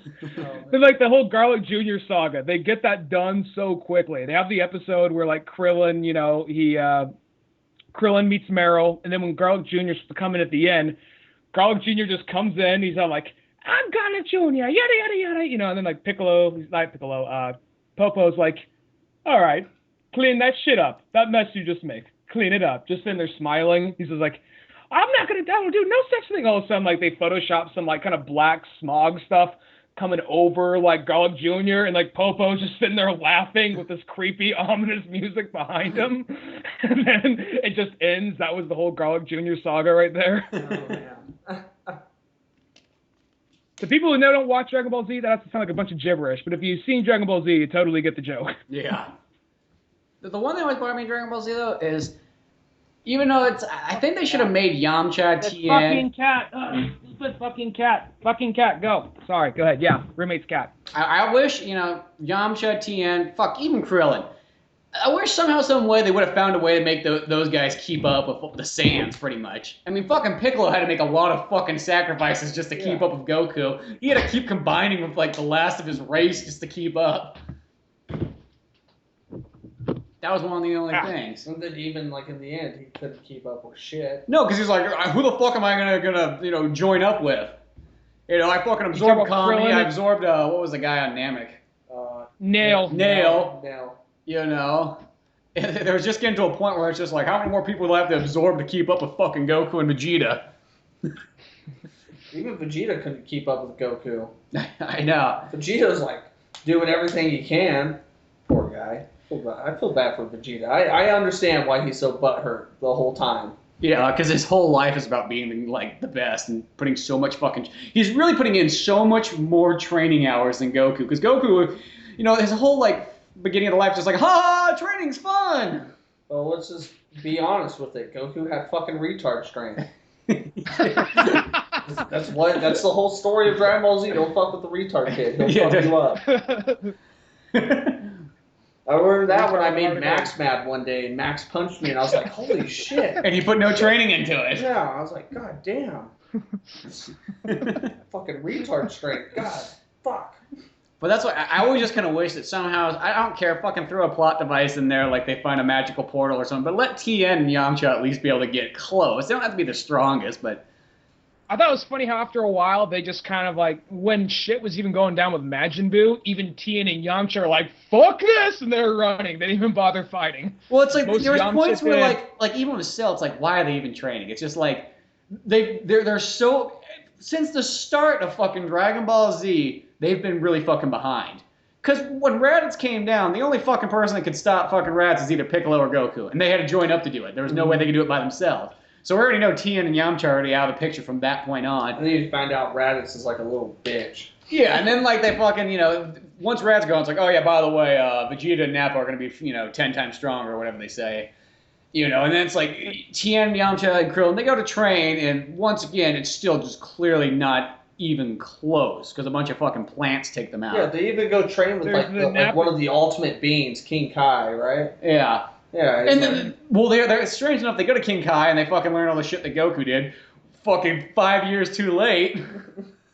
Well, they go, there's the episode where actually in a Team 4-Star Bridge, the episode where they go see Guru and he unlocks like their unhidden potential and all that kind of stuff. Mm-hmm. He like puts his hand on Krillin's head. He's like, well, I don't feel a whole lot of different. Like he's like, yeah, there wasn't a whole lot there to begin with. He's just like, oh, so it's kind of like Yamcha. It's just, I don't know what this Yamcha is you speak of, but it sounds disappointing. Well, it's like Krillin's one of those ones too. He kind of has that sort of Vegeta thing. Because in Dragon Ball, he's like, I'm gonna be so much better than you, Goku. Fuck you, fuck you. I'm gonna be the best Master Roshi, trainees or whatever, his pupil. And then, as time goes on, Goku once again, fucking not a whole lot of efforts put in. He just happens to be better. You just feel bad for Krillin because he's one of the most important characters.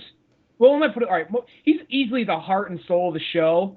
But he can't do shit. You just can't help but feel so That's bad why he for marries that a character. fucking robot. No, who I feel the worst for is, she becomes human.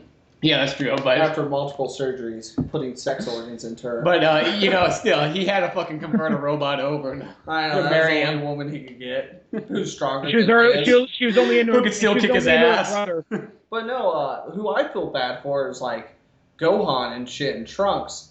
Because they're only, they're half human, so they're, from the start, they're going to be weaker than their fathers. Well, strange enough, they had that weird vampire thing, kind of like Alucard in Castlevania, where since they're half human, half sand, sort of half human, half vampire, they're actually stronger, which is always a weird concept. I don't know why that always makes them stronger in stories, but they weren't stronger though. Well, yeah, because Gohan's the one to defeat Cell. He's the first one to go Super Saiyan 2. Yeah. And then which is kind of weird because there's there's that part power. where Vegeta and Trunks they get to Super Saiyan 1.5 or whatever. They don't call it that, but that's kind of what it is. Where they get all big and buff, but then they're like, oh, they're too slow. But they're gigantic. I'm gonna just say this real quick. You're in a metal band, so you could I don't know what the song would be, but you should have a song called Hyperbolic Time Chamber. That'd be badass. I don't give a fuck what the song's about, but you should have a song called Hyperbolic Time Chamber. There always should have been a metal song called that, but I don't think it exists. So somebody's gonna have to create it then. Oh fuck. Yeah. Yeah, damn right. Well, I always think because I can't. The beginning of a song, they should have fucking Vegeta his power level's over 9,000. Why not? Yeah, I mean, I do it, but I can't. I have no musical talent unless you need someone in there playing a kazoo or some shit. So. And even that, I'll play it completely off rhythm. RJ will be going I'm like in the background. Sorry, did I miss the note there? I was an octave off. I'm sorry, guys. Do it again. Do it again. Let's take 500 of the kazoo. RJ, Cameron, and the other jock will look at you like, this isn't fucking Make-A-Wish Foundation, just because Dunigan wants to be in a fucking band. Just act like you're playing the kazoo. Don't really play it. Yeah, please, for Christ's sakes, don't play the kazoo. The music video is just you guys rocking out, just me in the far distance, headbanging with a fucking kazoo. Far distance shot. But that's one thing I will say about anime, though. It's just now it's I look at that list always, and it's just there's so much shit that they've transferred over from Japan that I have no idea what to pick out of that list when I want to go watch something new. I really have to wait for somebody else to tell me a show is really good and let me borrow it. Well, I feel like I have to dedicate so much time to it too. Well, that's what I mean. That's when I pick a show, I want it to be a damn good show that was totally worthwhile in my choosing. Because when we were kids, we would watch anything, and we were grateful. Because that's all we got. You know what I mean? I watched, in the late 90s, I watched every single thing of anime that it came on TV. I didn't miss a single one. I fucking scouted them out, and that was the thing, because there were so few of it that you want to see everything. And now it's just there's just copious amounts of anime that you can access at your fingertips, and it's just, now I have no idea where to start. Check out Black Lagoon. That one's really awesome. I saw the first couple episodes at your house. I'd like to check that one out at some point. Yeah. It's kind of like a cross between Quentin Tarantino and John Woo. I'd say more John Woo, but you can see the Tarantino-ness of it. Huh. I'll have to check that one out at some point. But yeah, it's always one of those ones I never know where to start, and then some of them have, the one problem I also have with some animes is the ones that go on for too long. Now, Dragon Ball Z, I say that's the exceptional show, because Dragon Ball Z is, it's the pinnacle of anime, in my opinion. But, I remember one thing that kind of, led me off of Inuyasha is for how fucking long that show went on for. It should have only been... I never liked that It should have only been 48 episodes or something like that, not 327 or whatever it was. That's like how Naruto is now. Well, yeah, that. Well, you go to like a I fucking. was like, ninjas, awesome. And now I'm just like, fuck, they're still making that shit? Well, like Naruto, you go to like. You said the N word. That's the N word. I don't. No. Well, like, the other N word. You go to like a bookstore and you look at Bleach fucking. too, huh? What? You probably hate Bleach too, huh? I saw like 3 or 4 episodes of Naruto. Granted, I know it's a show you probably got to watch a lot. I just don't like these.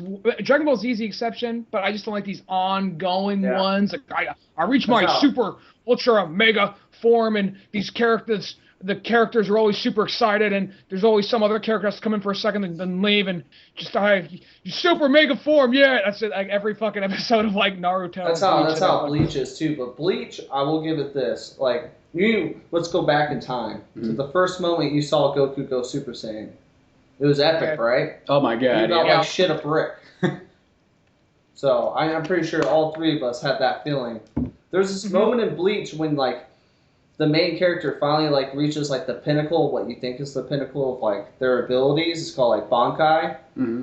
And when he fucking does it, it is literally like fucking like made me think of Dragon Ball Z. Fucking there was like a giant implosion of like fucking power and smoke and fucking dust went everywhere, and I'm just like, oh my god, this is amazing.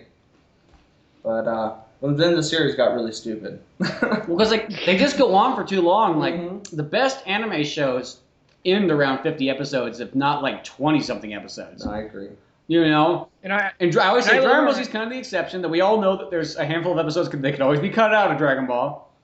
There's 2 full seasons that could be cut out. There's more than that, I would say, but. I love it, but there is 2 seasons. There's 2 seasons of just like season 2 is not season 2. Season 3 is just them fighting Frieza. Season I think 5 or 6 is them just fighting Cell. 5 in, like, and the same 6 area. is just them fighting Cell and the androids, and barely even the androids. More like season 5 is just practically all Cell, and then season 6 pretty much all Cell games. That's what I mean. Yeah, the Cell games, those ones. And then my only problem, they made Dragon Ball Z Kai, which sounds like a great idea, but then they cut fucking everything in the show. It's like they take off all the little mini stories, which is like my favorite part of Dragon Ball. I like in Snake Way when Goku like has all those misadventures. That's what makes Snake Way feel long. If you cut out every single one of those and he's fucking ran Snake Way in like an episode and a half, it doesn't feel like it was that long. Since they really fucking need his ass too. Yeah, it's just one of those ones. Like I think that's what makes it more like that was almost part of his training was to go through all those trials as well too. Well, I gotta say, it's because Josh is here. I know he'd appreciate this. The whole Snake Way part, that part in the Dragon Ball Z Abridged thing, they actually make the princess chick talk like Solid Snake, and they have a bunch of Metal Gear Solid jokes. Like as soon as like he crash lands there, they have like the what's the little like what's it called the codec. They have the codec thing, and they have this. You know, they have a whole they just have a bunch of like Metal Gear Solid jokes for a whole episode. I need to rewatch that because I don't remember any of that. Mm-hmm. I need to check that out. But it's kind of like, you know, when you go to a bookstore and you look at the fucking Naruto section, there's like 75 mangas. That's where I go like, I don't know how you want. That is an investment. Yeah. Right there. That's already almost 1,000. If you bought them all at fucking Barnes and Noble, that'd be like $1,000. It has its moments where it's like really good. Like every once in a while, I'll be really bored and it'll be on like TV, so I'll watch it for like 15 minutes. Well, I remember me and you, Josh. We watched. You got a copy of it. It was a Japanese one. This was before it even came out to the U.S. So nobody had any idea what the fuck this show was. And we had like the first season, and we just watched that whole thing. It looked awesome. I spent the night at your house and we watched the whole thing. And that first season was great. And maybe it was better because it was like in Japanese with subtitles. Yeah.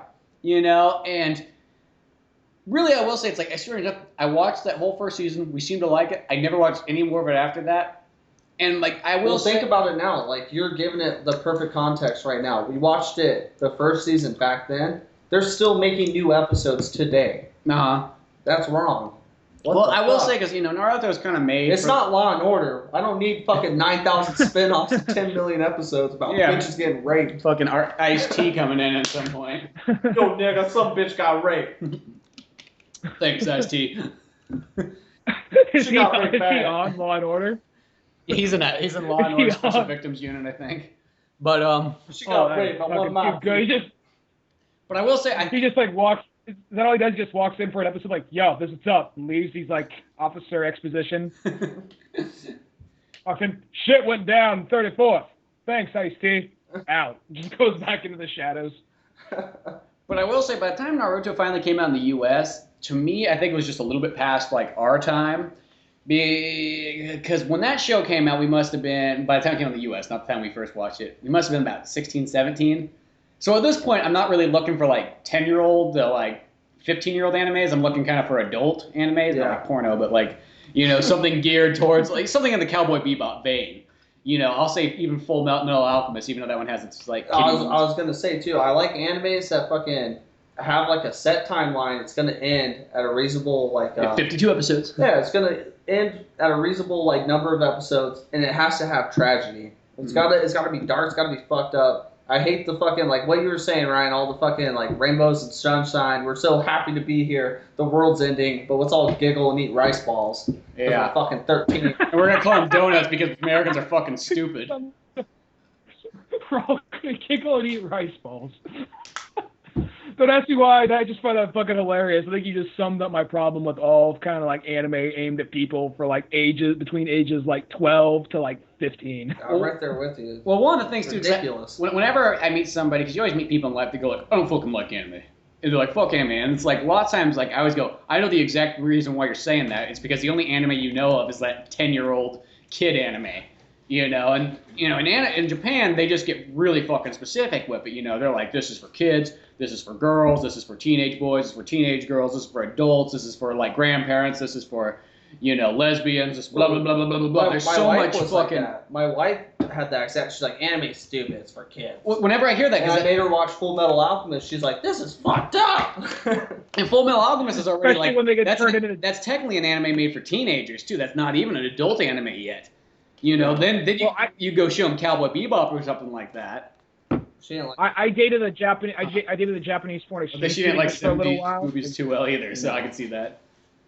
I dated a Japanese foreign exchange student for a little while, and she said that show, the way it works is because you know their whole rating system is different there. But she said basically it's kind of like that's the equivalent like to them like a Harry Potter, where like at a first glance, yeah, it's kind of aimed at kids, but if you look a little deeper, it gets darker as it progresses. At the same time, there's a little bit more there, a little bit more substance, kind of analogies about society and whatnot. So and you can kind of totally see that in that show. And I'd say it's even probably deep. I mean, I never read the books, but going off the movies, I'd say it's a little deeper than, say, something like Harry Potter. So. Well, generally, really the easiest way you can tell, like, who a show's aimed at is go look at the main character or characters and go, what's their fucking age? That's always like you can kind. That's always to me like that tells me who it's made for. If it's about a bunch of 10-year-old kids fucking catching Pokemon, well then it's for 10-year-old kids. If it's a bunch of 15-year-old people out on a fucking mission, well then it's for teenagers. If it's a bunch of 30-year-olds in fucking space, well then we know what that demographic is too. I should have used that for South Park to my parents. You see, it's aimed at a bunch of 7-year-olds, so technically it's aimed for me, Mom, Dad. Come on, let me watch it. Well, the South Park. I should have used that argument for when I was in the 3rd grade. Well, I remember when South Park came out, it was like I was in 3rd grade. They were in 3rd grade. It was like, this is perfect. You know, it's like, this is aimed exactly at my type of people. Yeah, I wasn't allowed to watch that or like Beavis and Butthead or anything. So I had to like wait for my brothers to be like, get in here. Get in there quickly. I had to go to like my corrupt your cousin's house to character. watch it when I was a kid. I had to go to my cousin's house to watch it when I was a kid. So, Me and Cisco were the only 2 kids in all of Twin Heart that could watch South Park. For me, it was the same deal as like when Doom came out. My brother Mike was like, Doom? Josh. Yeah, Doom and like. Oh, Doom. I thought you said Yeah. Doom. I'm like, what? Like, No, Doom and like Wolfenstein and stuff like that. My brother would be like, get in here, come kill Nazis, and I'm like, oh, America! never let me do this. oh, good times. But he's also one of my first comic book I ever got. My brother gave me Punisher. He's Because like, I wanted to buy X-Men, and he was like, don't be a pussy, read this. And I'm like, he's got a gun. I'm like, all right. And he drives a van. To this day, Punisher's my favorite comic book anti-villain or anti-hero. I was telling this to Josh earlier. It's like, what the hell is going to happen to Punisher? Like, and who the hell owns Punisher's rights for movies right now? Because didn't Lionsgate get rid of them? So, or like it expired or something like that? I can see them actually. Well, I can still. I don't know if they'll put them up. Well, I mean, obviously that's a good Punisher came out in that question. animated video not too long ago that apparently wasn't that good, but It was okay.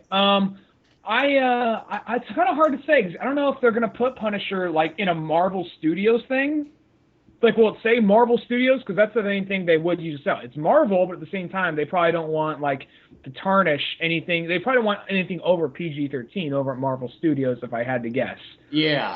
Would they maybe put it through Dimension Films, just hide the Marvel logo? I'm wondering. Now, they'll probably show the Marvel logo still. I can't imagine them not showing it, but they just probably won't call it Marvel Studios. Mm-hmm. They made 3 fucking Radar Punisher movies already. It's like, what's so bad about making a 4th one? Yeah, but at the same time, now it's Disney, and now it's in the Marvel Studio universe, so that's the thing. And I'm really having trouble imagining kind of like Iron Man and like Robert Downey Jr.'s Iron Man and Punisher being in the same room. I really just see like Punisher getting irritated after a while and shooting him in the kneecaps when he's not in the suit, you know? Yeah.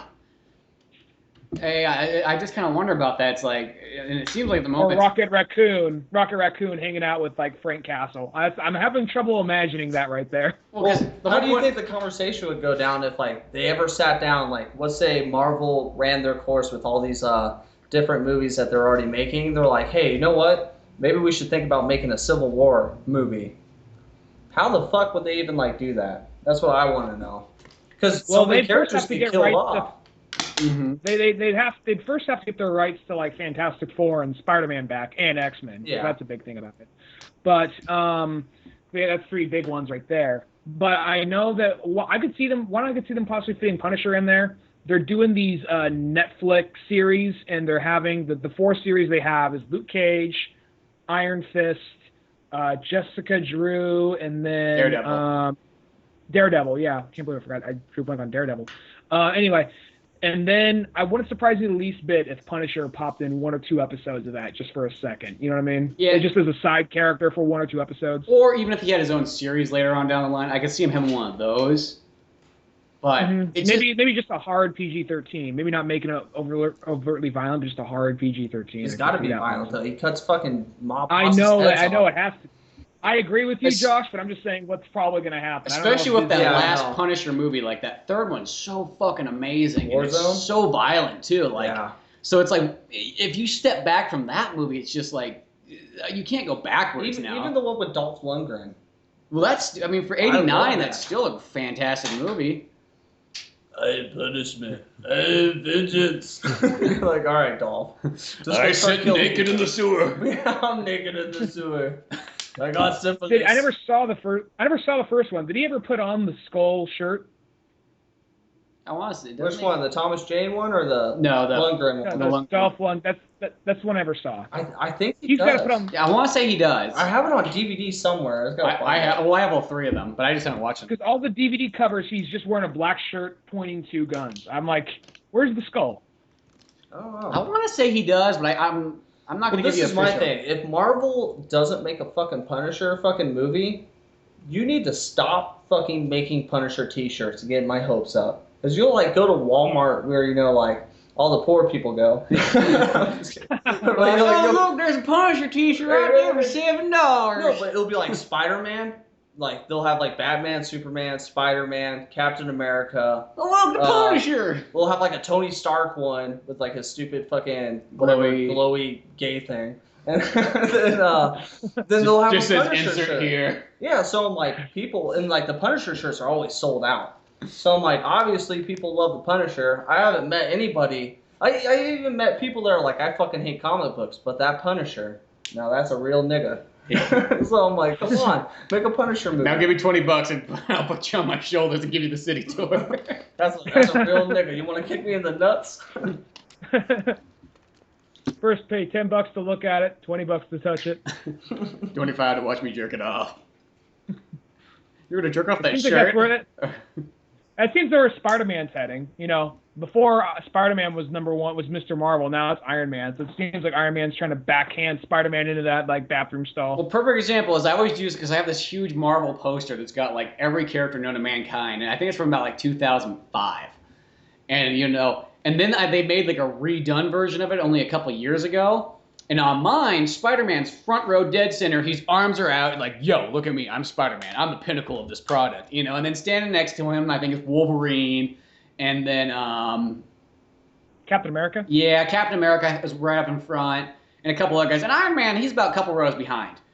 That new one, fucking Iron Man standing up right in front, fucking arms out like, yo, bitches, I'm in the front now. And Spider-Man's fucking 3 or 4 rows back with his head poking out and an arm coming up. That just shows what fucking happened. Like, I'm still here, guys. You know, soon Spider-Man might be in the fucking back going like, is that him and fucking Lotar or whatever that, like, head thing's called? I saw one where Black Widow was ahead of Spider-Man now, so yeah. Yeah, Spider-Man's fucking in the shaft. Go back to jazz dancing and like with an emo cut, you know. Oh man. Did I just bring back bad memories? Yes, it did. But they just gotta make another Punisher. That's all I have to say. That's what I'm saying. I want to see it. You know, because the Punisher, it's like one of the ones. Not like it's a series that kind of dies off. They're always making comic books of it, and it's like he was, in a sense, he had that movie, the Avengers one. It was like Avengers with Black Widow and the Punisher. Mm-hmm. And then there's another one. Did you see that? You said you saw that one?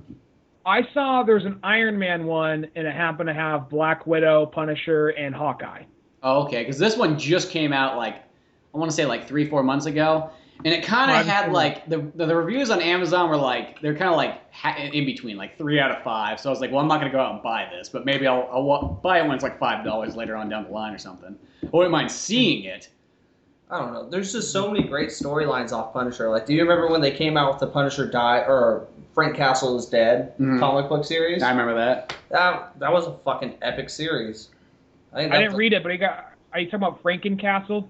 Are you talking about Frankencastle or? No, this said Frank Castle's Dead. Like, it has like a wanted poster on it. Like, no, I think that was the first one. Was like wanted Frank Castle. That was at the beginning of the series. Then the next, it was either the next issue or like the third one. It was like Frank Castle is dead. So you think Frank Castle was killed off by like the mob or something like that, and then he goes on a tear, just murdering everybody, and it's super fucking violent. There's one, I never read it, but I actually looked it up. I was like, what's Punisher up to? So I just fell down the Wikipedia hole. At some point during the Civil War, Wolverine's son, Deacon, killed him. Like, he, severed his limbs and then cut his head off. But then somebody got a hold of him and just basically turned him into, like, a Frankenstein monster, and he was Frankencastle. Oh, okay. And then at some point, somebody I think it was Doctor Strange or someone else used their magic voodoo stuff. Oh, he's back to Punisher. How about that? You know. Magic. What's the comic book? It's like a Marvel Z or something like that, where they're all zombies. You know. Marvel zombies. Yeah, and Punisher's the main character in it. Oh, he is? Yeah. I didn't know that. Have you read it? Nope. I just know of it. Dude. All right. So the very beginning, it's Frank Castle talking about what happened, and pretty much he's the cause of everybody getting infected with the zombie virus.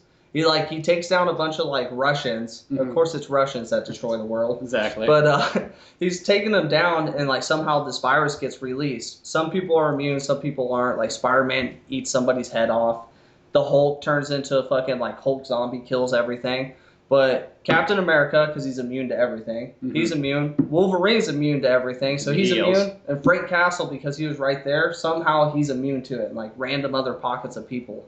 Huh. So it's those three, on their standoff, fighting other heroes and other people. Captain America falls first, he dies. Wolverine gets eaten by the Hulk. And then Punisher just goes psycho. He's already kind of crazy. But he makes his mission killing every hero that become a zombie. And there's a scene where he has a compound bow and he's stalking the Hulk in Central Park. And he's up on top of a roof. And he has an arrow fitted with Wolverine's claw. And he's he fucking ate my buddy Logan. It's time that big green son of a bitch dies tonight. And shoots the fucking Hulk in the face with Wolverine's arrow claw. It's badass. Read it. Read it. That sounds pretty badass. I saw one that looked like Reed Richards started it, because I was flipping through it and he did I saw this fucking nerd. Fucking Reed Richards up there experimenting in his lab. Mister, look at me, I'm a scientist with an extendable penis. I'm pretty sure that's how it goes. I don't remember exactly. It's been a while, but because I've never had it. I just read somebody else's and I was like, oh, this is amazing.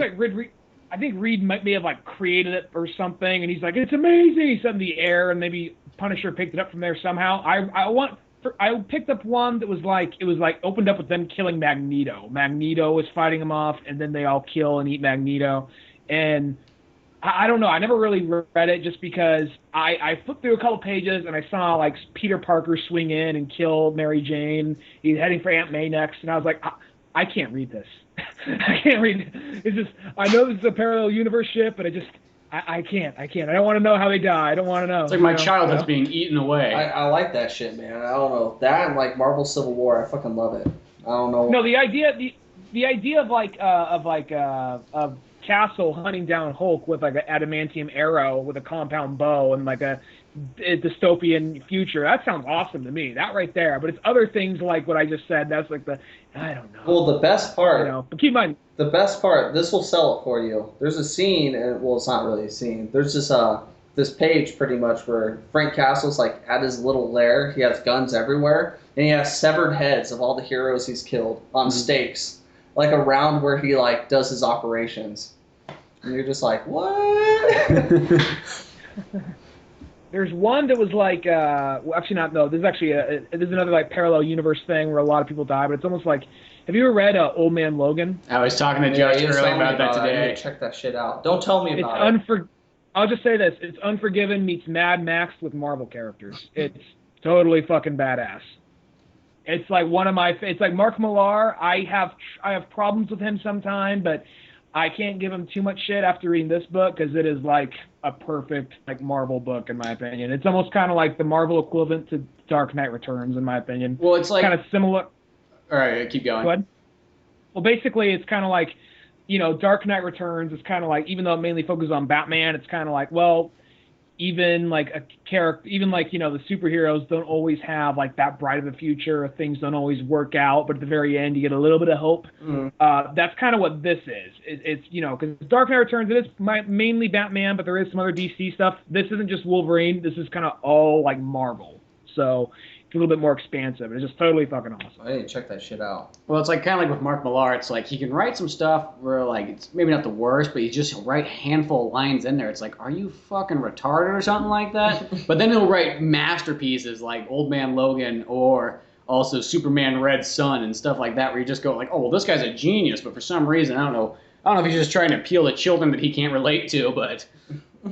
Well, I remember like in the earlier run of Ultimate X-Men. Yeah, that's where he kind of has some like, it's really like story-wise and all that stuff, it's fine. It's just he'll have a handful of like lines in there where you're just like, are you fucking serious?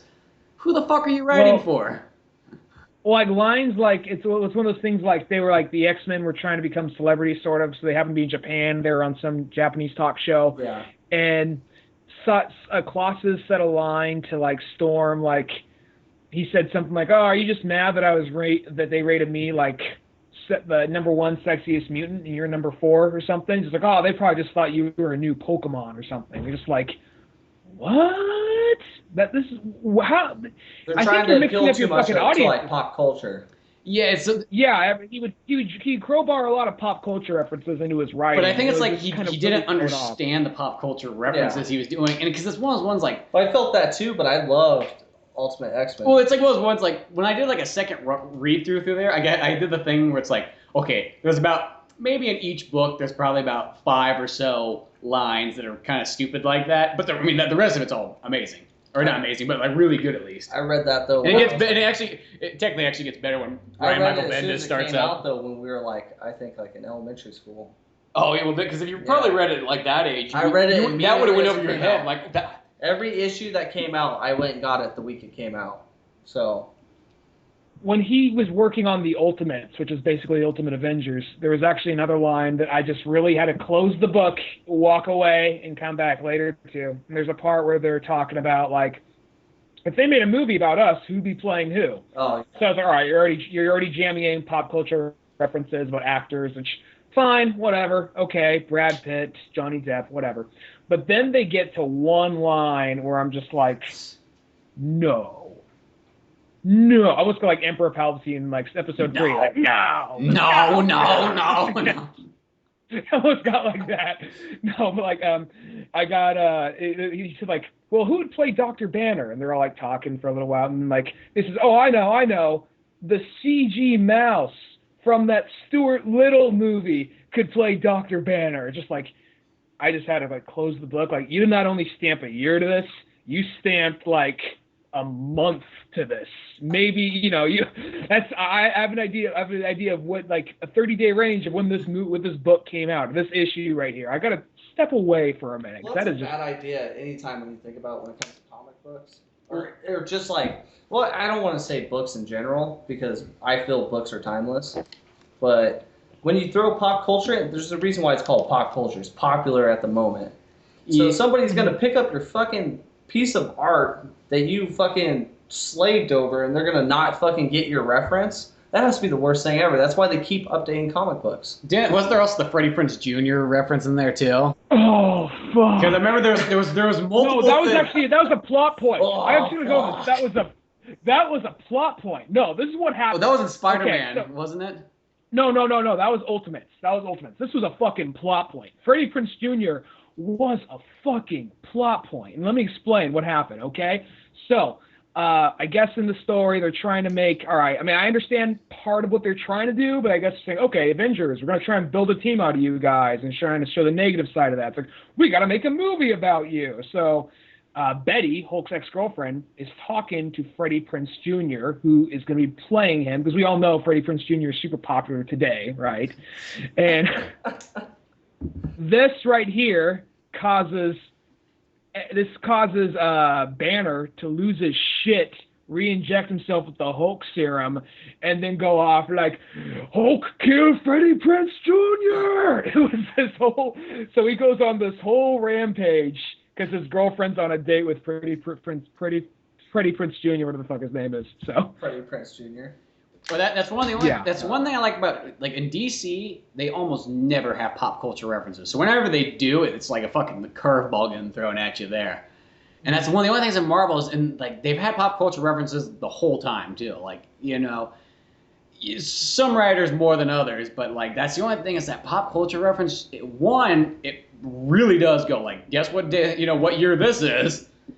And two is just sometimes like those pop culture references don't make any sense. Like, I will say, if there's a pop culture reference that makes a little bit more sense, though it's kind of weird, but in Ultimate X-Men with Nightcrawler, his favorite actor is Johnny Depp. Now, if you think back to the old Nightcrawler, or the original Nightcrawler, his favorite actor is Errol Flynn. Now, Johnny Depp's definitely not exactly Errol Flynn, or even close, but maybe close enough. You know what I mean? wasn't that what did they make a point to make that Errol Flynn was his favorite actor? In the old He X-Men. did like sword fighting and all that. Yeah, and in the old, I want to say his favorite movie is Robin Hood with Errol Flynn. So like they mentioned that a handful of times in like the old books. So in the modern one, it's like, okay, so Johnny Depp's in Pirates of the Caribbean. That's pretty much the only like modern swashbuckler movie we really get, other than a couple other films. So I guess I could see where that's kind of coming at. You know, I probably still say don't put that in there in the first place. Ridiculous. Yeah, it just pop culture references. Well, this is the one thing is like when they put those pop culture references in there. Give it at least 30 years. And that too, but it's like they're really kind of grounding these characters. I'm sorry, I'm gonna say this. If I had fucking superpowers like at 15, if we were fucking like the X-Men right here, and like I was Nightcrawler, you were fucking Iceman, and you were fucking Cyclops, let's just say, hypothetical. Thanks, bro. Why the fuck would we care what's on TV? That's all I'm gonna say. I'm gonna be fucking Cyclops. Alright. Okay, you could be fucking Wolverine. Let me hit you. Well, I'm with trying to think of a laser character that's not beams. old. Even though I know Cyclops is older than the two characters I named off. You could be fucking Gambit. Okay, you just be You Gambit. can be Gambit. You could be Gambit. Like the whole point is like, okay, if you had fucking mutant powers, would you give a flying fuck at what's on TV? No, I got fucking. Would you pay mutant any powers. attention to the news? No. I'd be fucking shit up. I'd probably, let's be honest, I'd be with the Brotherhood of fucking mutants and Yeah. shit. I'd be fucking shit up. But the whole point is like, I hate that when they try to like almost like they try to take those characters and like ground them into reality, so that they're relatable. Like they're your fucking next door neighbor. You know, almost every time I do a podcast with you, you fucking hit that point every goddamn time. They're grounded in reality. Because Grounded it in drives me reality. up the wall because the way I look at it, it's like when that big of a change happens in your life, you are not going to give a flying fuck about pop culture. The only reason we watch so much pop culture and enjoy it is because we don't have fucking mutant powers. We're not going into outer space and having great fucking missions. Fuck, we're not even back in time with Tom Cruise and The Last Samurai, for Christ's sakes. You know what I mean? Like, we're at this point where we live in a world where it's like you either watch pop culture or you make it, or you do a little of both. You know, so that's the thing is I always say, video games, movies, comic books, the second that you become pretty much one of those, you don't care anymore about it because now you are it. You know what I mean? So if you get mutant powers, you're probably not going to ever read X-Men again. You'll be like, fuck, I am the X-Men now. I just want to say, the all things to go back in time to was to hang out with Tom Cruise in Last Samurai. I don't know. I was pulling from stuff. I was trying to think of something historical that was kind of cool, and I was like, dude, I fucking like Last Samurai. Like back when Tom Cruise, what did you want with Tom Cruise? It's because we watched that Top Gun trailer. Yeah, that's probably where it came from. That's probably with Tom Cruise. Okay, here's another one. We could be back in time with fucking William Wallace and Braveheart. Okay, oh, there we go. William Wallace and Braveheart. I don't know. I was gonna say real quick. Go ahead. No, you go. You had the finger up. Well, there was one little thing. I just got like, I got something to say. Because I know I'm the little corner in the screen right here. Now, That's your weird little corner on our screen. I'm the weird little corner on your screen. No, you're the big fucking center of the screen. The big. Well, I gotta adjust this. Mine's fucking you guys silhouetted, Mr. Pixelated. Okay. You look like you're some kind of fucking like mob boss giving the ransom notice out. Am I just like the claw from like Inspector Gadget, like I'll get you, Gadget, I'll get you. Yes, kitty. I'm petting my roommate's cat. Me and Josh are fucking Gadget and Wendy. Oh shit. No, but like, what was I gonna fucking say? No, there's actually, you're talking about the whole, like, they try to make it relatable thing. There's actually one little time they actually made it they did the whole little relatable thing in one of the Ultimate Spider-Mans, and they actually made a good point at it. Like, Johnny Storm, he's a celebrity. He's hanging out with some pop star. It's a made-up pop star within that universe. He's like, man, she's sitting there texting the whole time, just like, who the fuck can you be texting? I'm Johnny. Why would you be interested in what that chick from that reality show has to say? I thought Galactus. What the fuck does that person have to say that is so interesting? So I actually kind of like that they actually stopped to acknowledge that for once, because usually they're a little oblivious to that kind of thing. Yeah, see, I like that, but it's just there's so many points in it where it's just like they try to make it like so relatable, like kind of like the thing like you're a 10-year-old boy sitting at home. Well, it's like let's break it down. Like very few kids read comics. You know what I mean? I always feel the average age somebody that reads comics is like 20 to 40. You know, and if not even higher than that. You know, so when they try to give those references for like 10-year-old kids, it's like, how many 10-year-old kids do you know that? I mean, they know who these comic book characters are. They might have got it just like us, had a handful of random issues. But when you really got serious about reading comics, you know, how old were you? At least 15 and up? I was, yeah. 15 and up. I had to buy my own, so yeah, I had to have a job. Yeah, so it's like, I mean, like, other than like the random issues that you get that like you have to make heads or tails out of, like what the heck was happening in them. I was 16, yeah. So it's like, yeah, it's like whenever they put those real low like things in there, it's just like, I just always feel like, who is this? Who's the target audience here? You know, it's sort of like with the ads too in some of those issues too. You look at some of these ads, it's like, here is a story that's clearly made for adults, people like in their 30s, and the ads are like wacky bubblegum ads and fucking like pimples and shit like that. Clearasil. Yeah, like I remember like the what's that story? Hey kid, you're reading comic Infinity books. You Crisis. definitely need some Clearasil. Yeah, an Identity Crisis, this real serious fucking mystery story where somebody's fucking dying in each issue. The whole comic book's just filled with bubblegum, Clearasil, fucking like E-rated video games. Action figure ads. Yeah, I just like one's like All this shit totally aimed like not at its audience. well, yeah, it's like, are you selling anything because of this? It's like the only thing you're selling to is that kid who got the fucking random issue 4 because that was the one he picked for like, you know, his one comic every 3 months. This is the one where Robin's father just happened to be murdered in front of him. You know? Yeah, and there's nothing he can do about it. And he's gonna live the rest of his days knowing that. Then you turn to the next page, bubble tape. Yeah. Get some. Watermelon flavor. Yeah. Psych. I was actually, you know what? That was, psych. You never hear that anymore. And Well, that was probably for Identity Crisis. That was probably still a little too late. That was still a little too late. But remember when like the old right? Some of you guys remember this Rice Krispies, their old ad for a little while. It was like, you want some Rice Krispies? Yeah, sure. Psych, pull it away. Yeah. Isn't that just like, do you remember that? Do you guys remember that ad? There'd always be some kid going up to another kid holding up a bowl of Rice Krispies. Psych, pull it away. That's what it was. Exactly. I remember that was just teaching kids to be douchebags. Yeah, that's fucked up. 90s style. Because, fuck you, you're poor is too much to fit on a box. Rice Krispies. Come get some. Yeah. Well, that's probably a good place to leave off. If we go on any farther, we'll fucking break the time stream, and next thing you know, God knows what's going to happen. I wonder if we even have any of the audio from before. Yeah, it should. This new recorder, it seems like everything works fine. But till then, check out oldmanorange.com. And I'm Spencer Scott Holmes. I'm Ryan Dunigan. I'm Josh. And we will see you some other time. Later.